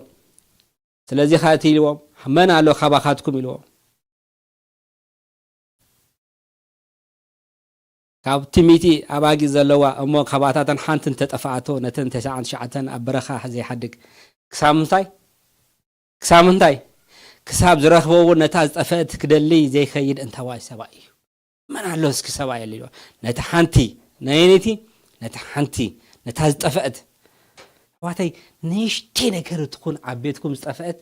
ኣብ ህይወትኩም ዝጠፍአት ንምድላይና ንተስእ ንሽተይ ነገር ትበሃል ነገር የላን ዝጠፍዓካ ነገር ተዳሃልዩስ እንታይ ገበርዎ ክሳብ ትረኽብዎ ክሳብ ማዓስ ክሳብ ትረኽብዎ ተማሃሮውን ኣሎ ኣብቲ ትበፅሕዎ ደረጃ ክትበፅሑ ትደልዮ ዳ ኮይንኩም ነቲ ትደልዮ ነገራት እንታይ ገበርዎ ዶክተር ክኾነ ኢልካ ትደሊ ንዖን ክትረክብ ግን እንታይ ድለይካ እዩ ፃዕሪ ድለይካ እዩ ክደልዮ ለካ ክትስቕ ክትክል ኣለካ ክተንብቦ ለካ ሽኡ ነቲ ዝደለየ ሰብ ከዓ ናብቲ ዝበፅሕ ይደሊ ወይ ከምዚ ይደሊ ኢልካ እንተዳኺድካስ ተምኒት እያ ተመነይ ዋላ ሓንቲ ኣይፅግመውን እዩ ሕጂ ኣደላላይና ስለዚ እንታይ ኢሎም ነቲ ሓንቲ ዝጠፍአት ኣባጊ እንታይ ክገብር ነታ ክሳብ ዝረኸባ ድማ ነታ ዝጠፍአት ክደሊ ዘይከይድ እንታዋይ ሰብኣይ እዩ ምስ ረኸባ ድማ እናተሓጎሰ ኣብ መንኮው ይሕንግራ ዋተይ ዝጠፋእኩም ነገራት ክትረኽቡ ከለኹም ከመይ ከም ትሐጎሱ ትፈልጡ ዲኹም ብጣዕሚ ኢኹም ትሐጎሱ ነገራት ጠፊእኩም ምስ ረኸብኩሞስ ትሐጎስ ኢኹም ዋተይ ህይወትና ክንሪኣ ይደሊ ኣለኹ ኣምላኽ ክንሪኣ ክሳብ ንረኽቦ ኣገልግሎት እውን እንተደለና እውን ክሳብቲ ንበፅሖ ክንከይድ ክንክል ኣለና ብድሕሪ እውን ኢልዋ እዩ እታ ሸሞንታን ብበለይ ኣባኸላ ማለት እያ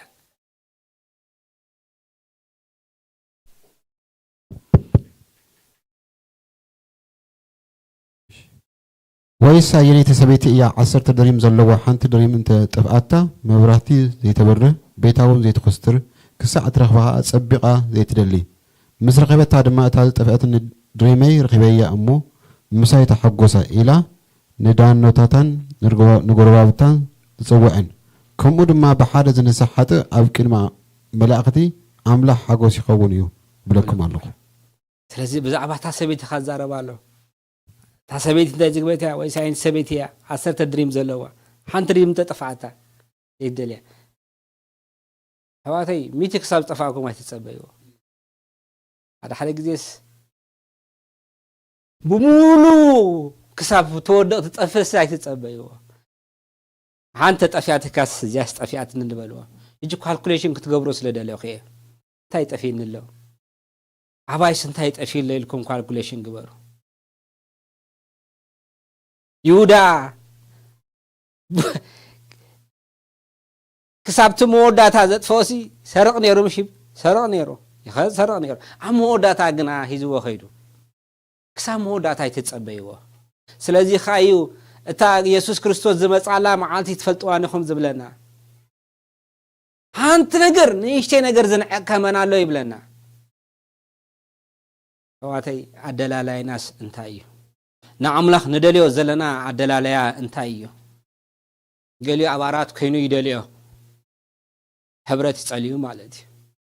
ሕብረት ጸልየኻ ከዓ ይከኣል እዩ ማለት እዩ ነቲኦም ንኣምላኽ ዝደልዩ እሱ ግና እንታይ ይገብረሎም ይርከበሎም ኣምላኽ ክርከበልና እንተዳ ደሊና ኣደላላይና ክንቅይር ክንክል ኣለና ከመይ ዓይነት ድሌትና ንደሊ ዘለና كم عينتنا أنا أملاح ندليو زلنا كم عينتنا نقال أملاح ندليو زلنا قال أملاح خنو كندليو كوت شجرنا لنا هكذا أملاح قال أملاح نمن باب نا أملاح قالوا كندليو استشجرنا لنا إذا قال أملاح ما أتينا يوفينا لنا كيدا لنا يو نسود ما يركبنا لي ስለዚህ ኣደላለያና ክንቅየር ክንክል ኣለና ንኣምላኽ ንክንደልዮ ስለዚ ሙሴ ኢልዎም ንኣምላኽ ድለይዎ ኢልዎም እንተደለኹሞ ግና ንሱ እንታይ ክገብረኩም እዩ ክርከበኩም ብምድላይ ዋጋ ይኽፍለኩም እዩ ክደልዩ ከለኹም ዋጋ ክኽፍለኩም እዩ ሓደ ግዜ ሓደ መዓልቲ ያዕቆብ ንወዱ እንታይ ኢልዎ ዮሴፍ ወደይ ሕዋትካስ ጠፊኦም ኣለዎ እሞ ዳሃዮም እንታይ ግበር ድለየለ ኢልዎ حكيده حوات كاس دايو ما في معلومه اسكي داي حوات كاغبر يلو يوسف دما انا داي حواتو كدلي مسكده انتي مسكده داي حواتو مخنياتو ابو بزعبا دقو شقل كم زلو سلازي فلطه يوسف دما نت لاخسيزو سلازي خده داي حواتو كدلي مسكده حواتو غنا نابي وشي دمو ناب كبر ساغيرمو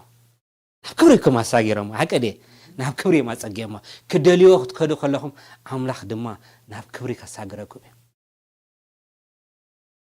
حدا سب يدليو ناملاح نسو املاح حفكو بلاي حدا سب يزدلي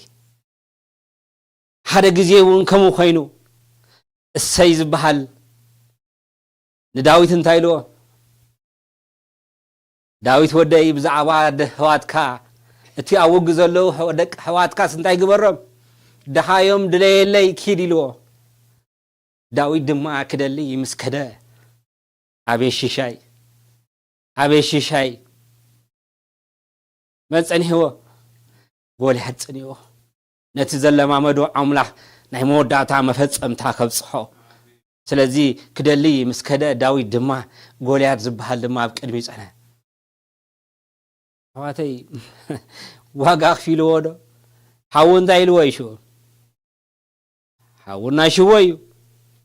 حاول قليلوي انت تقبر مصي خايلو انا شوي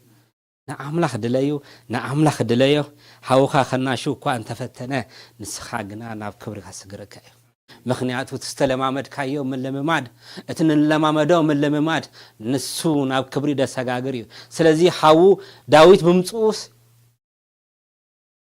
ንኦ ከደሊ ከም ዝኾነስ ሲተረዶን ዳዊት ግና ዳይ ሓው ከደሊ ይመጽ ስለዚህ ዋላ እግዚአብሔር አቤል ከዛረበ ኸሎሲ ቃይል ኢሎ አቤል ሓውኻስ አቤል ጠፊሎ አሞንጎኻ የለን ጠፊሎ አቤል ዝባል የለን አታ አቤል ኢሎ አሻ ዘረባ ተዛሪዎ አሻ ዘረባ አይንለይ አሻታት አይንኹ እሽነት ንግደፎ በሐቅንለይ نلي وشتنا زيد لهم وخايت رخوانكم بيرت وديا زين دلنا يو عين ركبنا سلازي خا እግዚአብሔር አይሊሎ አቤሎ ሓው ኻቤሎ ይሎ ደሃዩ ስለዚህ የለ ደሃዩ ጠፊሎ ይሎ አነዶ ሓላዊ ሓወይ አቤል ይሎ ለኪያ ቃይል ታጌሩ ወይ ከዊል ወይ አጥፊ ወይ አቢ ወይ ቃይል ታጌሩ ወይ ቆሪጽ አጥፊ ወይ ቀቲሉን ታጌሩ ወይ ሓቢ ወይ ዝሕባዕ ግና ኣብ ኣምላኽ ኣይነበረን ሕዋተይ ክደልዩ ከለኹም ዋጋ የኽፍለኩም እዩ ንኣምላኽ ክደልዩ ከለኹም ዓቤት ኣምላኽ ክትመጽኡ ከለኹም ክደልዩ ከለኹም እንታይ ትደልዩ ከም ዘለኹም ፍለጥዎ መጀመርታ እንታይና ንመጽእ ዘለና አንተ ይብላ ነይሩ ናምንታይና ንኣምላኽ ንደልዮ ዘለና ሓቀይደ ኣምላኽ ጎይታ ምስ ተቀበልኩም ንኣምላኽ ምስ ደለኹም ዋጋ ክፍለኩም ኣሎ ዶ ዓቤትኩም ሕዋትኩም ኣሌትኩም ጎረቤትኩም ኣነ ጓ ፋዘረይ በዚ ክመጽእ ከሎ በዚ ንሰግድ ነርና እሱ ክመጽእ ከሎ በዚ ትወጽእ ዋጋ ክፍለካ ንኣምላኽ ከም መጠን ዝደለኻዮ ዋጋ እኳ እንተ ክፈለካ ንሱ ንመን ከም ትደሊ ስለ ዝፈልጥ ኣምላኽ ድማ ክርከበኩም ኣምላኽ ዝርከብ ኣምላኽ እዩ ብለኩም ኣለኹ ብውልቅኩም ይኹን ዝጠፋዓኩም ነገራት ክሳብ ትረኽብዎ ምስ ኣምላኽ ተተሓሓሱ ኣነ ግና ክሳብ ዝረኸበካ ኣይገገድፈካን ይብልዎ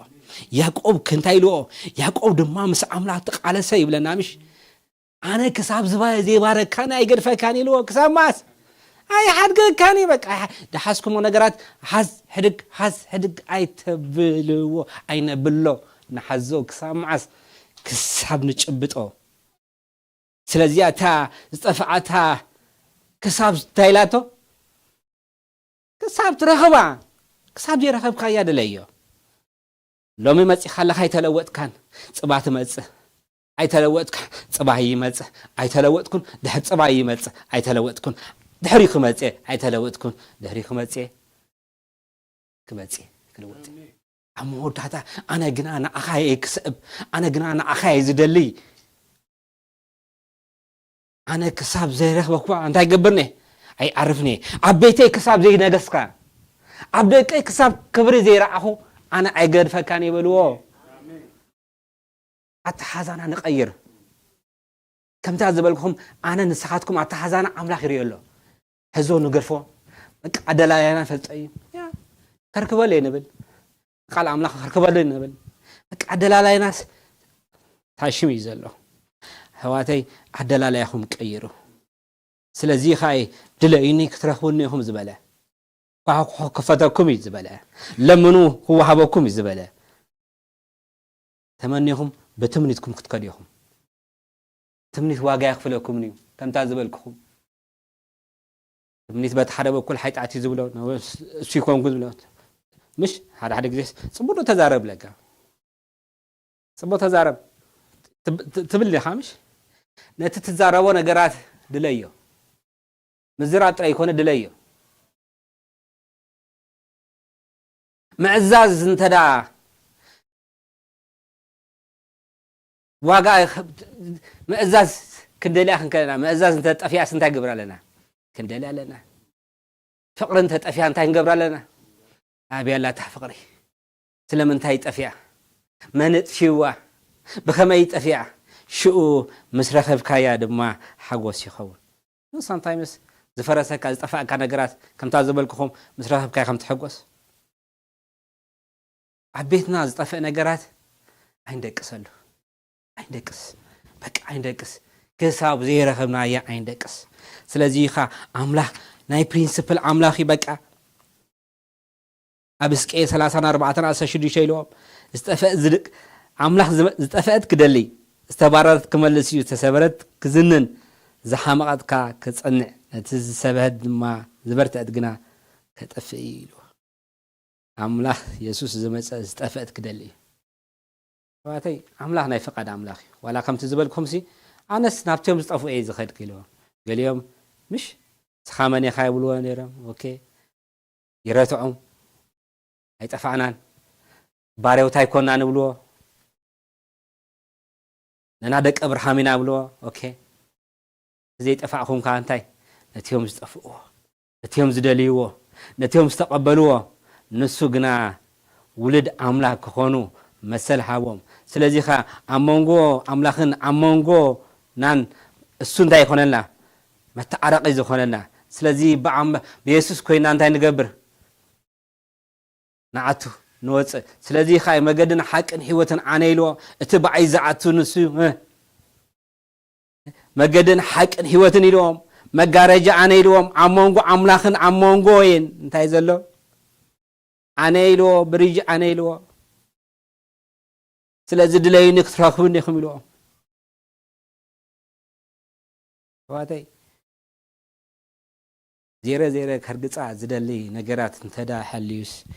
ከመይና ንደልዮ ከም ዘለና ክንፈልጥ ይደሊ ኣምላኽ ከመይና ንደልዮ ዕድመ መወፀር ኣይትንውፀሮ ዕድመ እንዳቆፀርና ኣይንኺደሉ ብሓቂ ብልብና ክንደልዮ ንኣምላኽ ብልቢ ክንደልዮ በቃ ብልቢ ከምታ ዝበልኩኹም እየ ክደልየ ከለኻ ክቡር ነገር ብጣዕሚ ኢኻ ልብኻ ብሙሉእ ሓይልኻ ትደሊ بمولو حيلة خا تدلي بمولو حيلة خا نايم مدلاي بقعت هالو مالتيو ناي جن منصر تواجع سنتايو تدليو واجع سنتايو مخانوكم فلت سلازم ندليو زلنا سيمنا يا زلنا منقست عملاخيو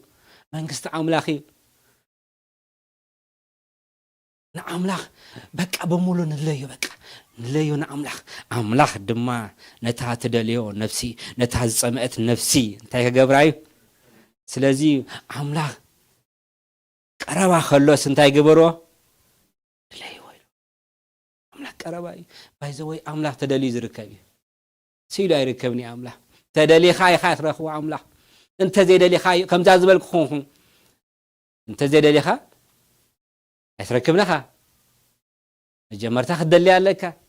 مجمرتها طفعك خونا له كدلي عليك تركبي خا سلازي نتيوم تدليوم املاح زركب لهم مالتي سلازي املاح نجرات املاح ناي دلي خا زركب املاحي سيلكا بعفكا نتزاربك نبرخا يكونن نتي نجرات بك كوفينا نرايو زي نجر طفياتن لامو نزي انت غبره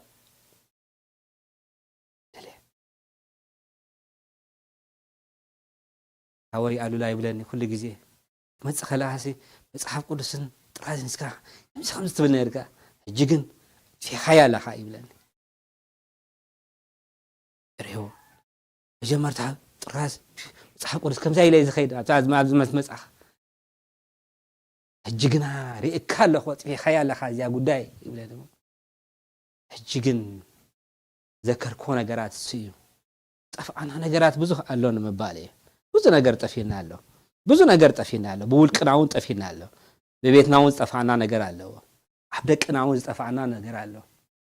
አብደቅኩም ዝጠፈ ነገራት እንታይ ተግበሩ አይትግደፍዎ ክሳብ ዚ ነገር ክሳብ ዘይረኸብኳ እንታይ ይገብርኒ አይዓርፍኒ ይበሉ አይተعرفዎ ጠፊኩም ከሎ ሸለል አይትበልዎ ሸለል እንተዳይልኩም ባዓገሩ ጥፍ ክብለልኩም هذا معاتك ملاسي هذا معاتك ملاسي لكم دايت تكبروا بقيت فلو تتطفى انا نغرات كنا انا كساب زدليا كساب زرخبا كساب معاسيلاتو كساب ترخبو دليو هواتي انا نسخاتكم كساب نرخبو كساب نحزو ስለዚህ ያዕቆብ انت زي باركانس اي حرقه كان يلو كسامعس بقى كساموداتا هيزوس امنا دما باريخو اخي واتي دليتات ناس انتاي يمسلاله دليتاتنا ديكونكس عدلالاي ناس انتاي يمسلاله دليتاتنا بوزهي ابز بوزو دليت علينا دليتنا بوزهي كم تانتو يزبلكم بوزو تدليهم بوزو يدلي دليت جن عدلالاي جن ببيني دليتكم ما نما عقتكم نيو عدلالاي يخو يتوساني وسان انتاي عدلالاي يخو كما يجي نتدليتكم كما يجيركم تدليو ويتي وساني عبز ممصا واغا دخفل تدا خوينو عبز ممصا دما كبر كم زلوون تدا فليتكم دقناون بكبر خعابي بفلطات بقال املاح بكل خعابي تدا خوينو سي سبسلد شجر زلي مالتي بتك محرلكا تدلي و نتو تدليوس تخفلو واغا خان تزيلس انت يالو مالتي دليت راي كل ترف خطرهوخا አይተጸበይዎ አምላክ ከምታ ዝበለው ቃል አምላክ ድለዩኒ ክትረኽቡኒ ይኹም ዝበለ አምላክና በመድላይ ዝርከብ አምላክ እዩ በመድላይ ዝርከብ አምላክ እዩ ንለዮ ወጣይ ስለዚህ አደላላይና ክንቀይር አምላክ ይደለየና እዩ ወዛይ ነኹን በቃ ሓደ ግዜስ ከም በቃ ሸለል ከም ዝበልኩም ኩሉ አካላትና ይዋሳይ يجرحق زلو سدراناس انتاي بلكم دحايو اتفيو بلا كامش طفيلو دحاي وداي يسمعكم دليتكم يتبلكم زلو دليتكم كما يجيركم تدليو فلطو منسيات كالو تدليو ነገራት እንታይ በትምህርትኩም እንታይ ትደልዩ ብሉጻት ምሽ كما يجيركم تدليوخا زد ليتكم عدلاليكم غنا كاب حجي فلطو تدليوس كما يجيري كرهبو لكم واغا غمز خفل كساب ترخبو غنا انت كيت غبرو ايدكس عرفتك توصحو تدليو نغرات كساب زي رخبكو انا غنا اي عرفني بايت كم تزبلكم وداي طفيو ناي شاينستين تيلنسي صلاي كامل نازله بايزوي كبر ነገር طفينا خلص يزناغعنا له امزنغعنا زلنا كبر ነገር طفينا خلو كبر ነገር طفينا خلص تزناغينا لنا تزناغعنا تركبوا خايب لنا الله ነገር ግና انا እዚ ነገር طفين له انا املاك كبر كساب زي تملسه انا ግና أبزي دو أي كبلني يبلو أملاك كبرو كساب زي ملاسة أبيتي أملاك كبرو كسايم زي ملاسة أب حبرتي أملاك كبرو كساب زي ملاسة أب حزبي أنا جنا أنا أملاك كم مدلاي أي قارصني أنا بلنا تري وديهم كبرتاتنا يحزبنا ولا ناتنا مش وزن أقرت فينا مش الله حق إيدي جن عدلالينا خمو أيكونا عدلالينا كم أيكونا واي نمنتاي طفيلو كنبلو كن حتى تصبوي مدفع ناتو ناتي مدفع مخانو كردو تصبوي كم حبرت كم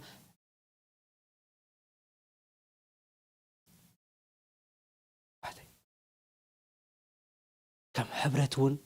بزو كبرتات طفعنا سلازلس كم طفعنا ينخيد نملسو كبرتات كملس خلوا همنغوهن مغززانا كملس خلالو متحلاي كملس خلالو كم طفوا كطف فقاد اين حبو نعملا نليو سلازي بهجا خودي دلي عتري خزاربا زدلي غنا دليتنا عدلالاينا نفليو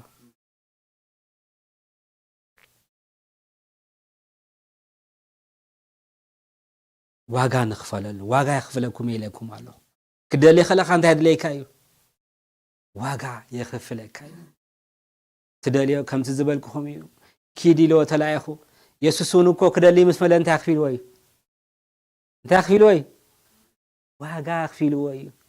حكيدي يسوس نعنا كدلي مس أبوك تعرقنا نتمجارجا زخنا نجارات كعليو مس مزة نو جنا ها واجا أخفي لا تقول كسام مسكال دمان تاجراته واجا أخفي لا تقول كسام ماس كسام مسكال نسو جنا نتزمت العما سلز فلت كسام مسكال وانت عززة يولنا بدمو دما تاجبرنا أتعرقنا أملاخنا عين أخذكم دليل رخيبنا خنقركم دهري جنا ناتين أتاتكم دليل ترايزوس دهر دقي مسيو كدلينا يكيني بقالو جيرو دك أي تملسو نا عيد ليني نجت عيد ليني إيزب لك ما ذكرت هذا هي بكامبر بدهري جنا ناتكاد ليتي أنا بزه سبالو نعاتلو دليتون تزي ولا بتطفو ودن تداريخهم بزي أخوده بزعبات تطفو ودن تداريخهم وسي تطفو ودن تاجرو حتى عم بوقان ها تهتي الله بزعبات طفي دزارة بودي نبون تايلو تزقبا عن حابن موك خيدي بلا يبلنا أبوات تاريخ تداريخهم وسي واي سلام انتايتي أبو زي دلي قليب النيرة أبو خدلي واي زي خيده مس زنو مس حبتو مس سلطانو مغنيات حبتام سباي نبره يزبلنا مش حبتام سباي نبره ودو غنا خدا يبلنا ود ابو دلي ودي هيدليون نعم لا هيدليني زبل سب هيدليني كساب زدليو شو تودن تاجيرو نغرو مسوده غدايو مسوده ابتحسب مسودقه بسقلنا مسمصو غنا نبو كدلي جمره حقيده تاريخ السيو ابو دلي ودي ابو دلي هواتي انا ناتي ناتكم مسكري املاح مچس وطيتو ካብ اذني ابزي امصانني زمصو سبالدي زمصو سبل انا نسخاتكم نا دلينا نوص أنا نسخاتكم من عدينا نوز مخنياتو سنتاي مالتي سلازي أبوسي واي دليو زخلو زنا خلو كندي شد شورة دي تاني همسو تأفيو أحمد دي تأفيو واي ودي تأفيو دي واي ودي كدالي مزنوس كيدو وزخ سدد خيلي نيرو نقر قنا ولا أنت سدد ولا قال أنت سدد اتساب قنا كمتسه أي خيلني يخلي أي خيلني أي متسني كساب بعلو زي متسه كساب بعلو زي دليه كساب بعلو نبيت أبو زي نافق كساب بعلو قص أبو زي نافق أبو جنا سليو من ملات أي قارص أبو جنا فقر نيرو أبو انت نيرو فقر نيرو زعبات استفق ودو كل جزي فقر له كل جزي حاليته له زود ديسين تيخونا له سلازي خامشي له أملاك فقر لنا وايدك أي زبلني واي ودي إذا أنت تخون تري زبلني أنا ده حسب لكم حسابات مش بلناي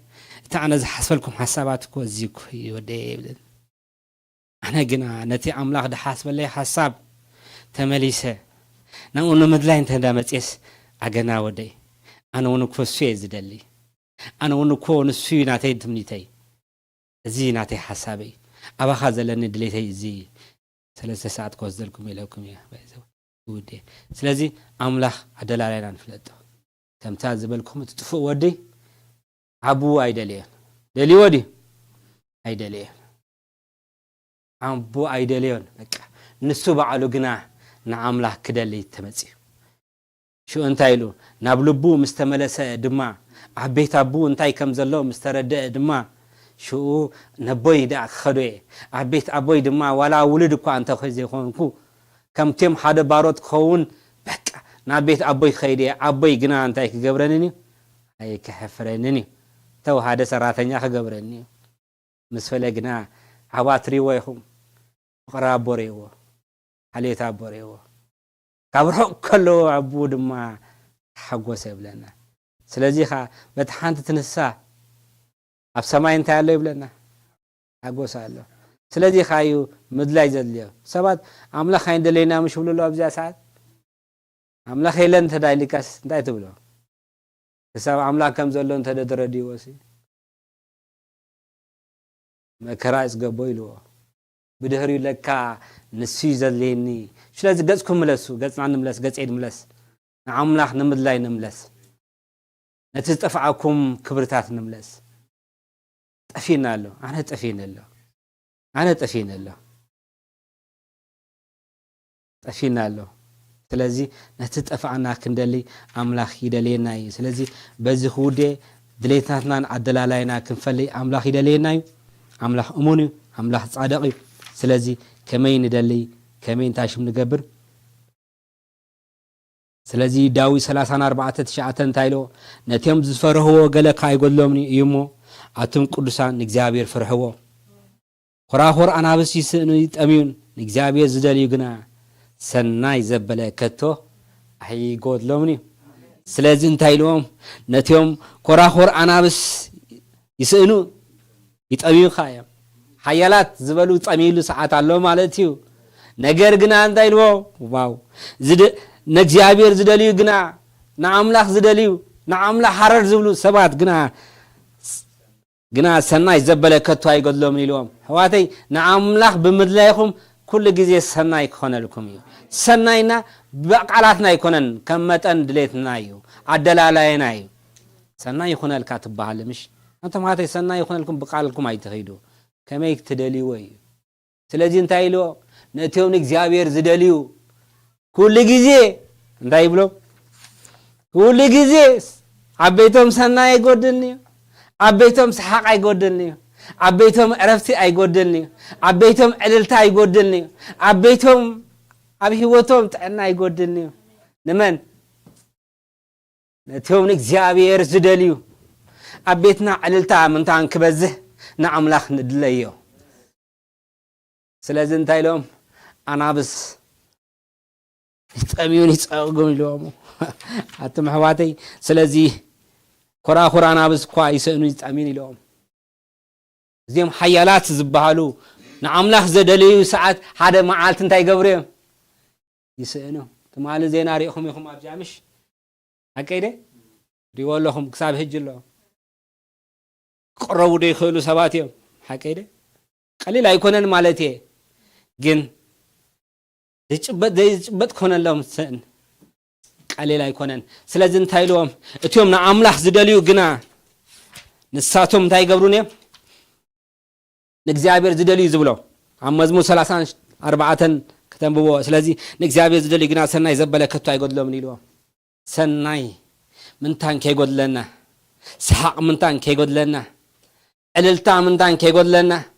صباح نقوم مس املاك كينا علل من تان كنبل مس منغستو تما على منغستو من تان كنكون نعم لا خندليه قصنا نملس قصي قنا نبخا مملاسي هشل نبلو أنا جنا نخبخا كمدلاي دواي داويت مزيز أروي بزعبا مدلاي أنا يلو كبخا كمدلاي أي كويس نيلو جز أملاخ دلائي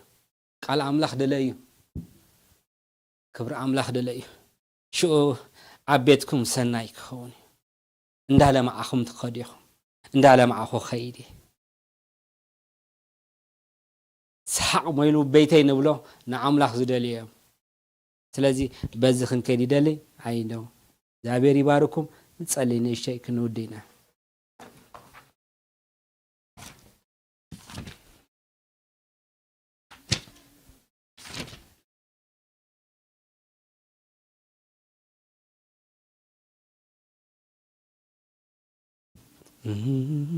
يسوس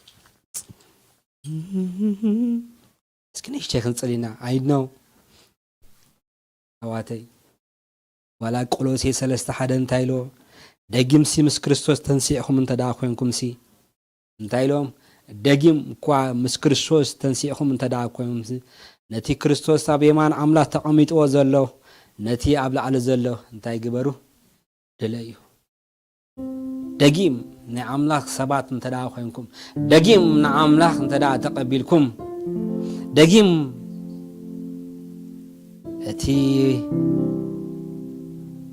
نتي كريستوس نتي أبيمان عملا تقميط زلو نتي أبلع على زلو دليو ድሌተይ ድሌታትኩም ዓደላላይና ድማ ክንቅይር ኣምላኽ ይደልየና እዩ ኩሉ ግዜ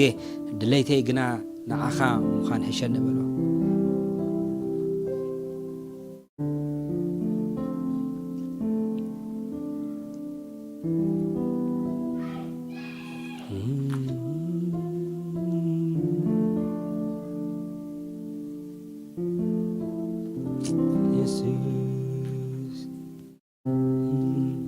ክንፍትሽ አይደለይ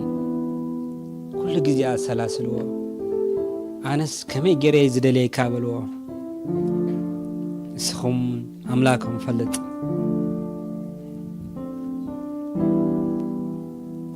ንምድላይ ምትሳእ የድለይ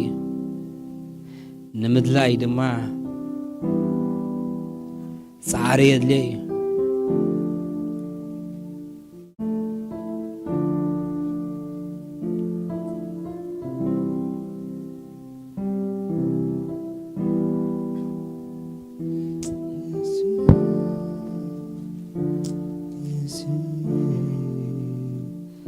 ኣምላኸይ ንዓኻ ምድላይ ጥራይ ሕሸን ንበልዎ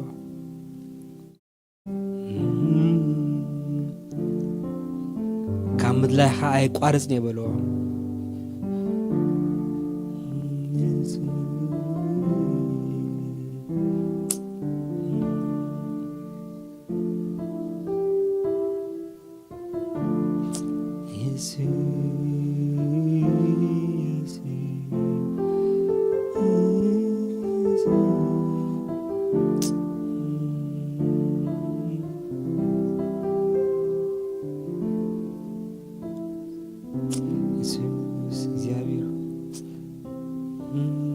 እግዚአብሔር ሆይ ንባረኸካ ኣለና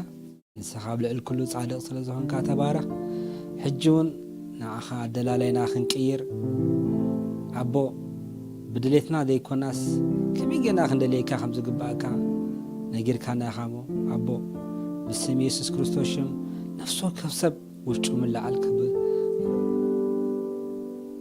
ክትስእ ጸልያ ኣለኹ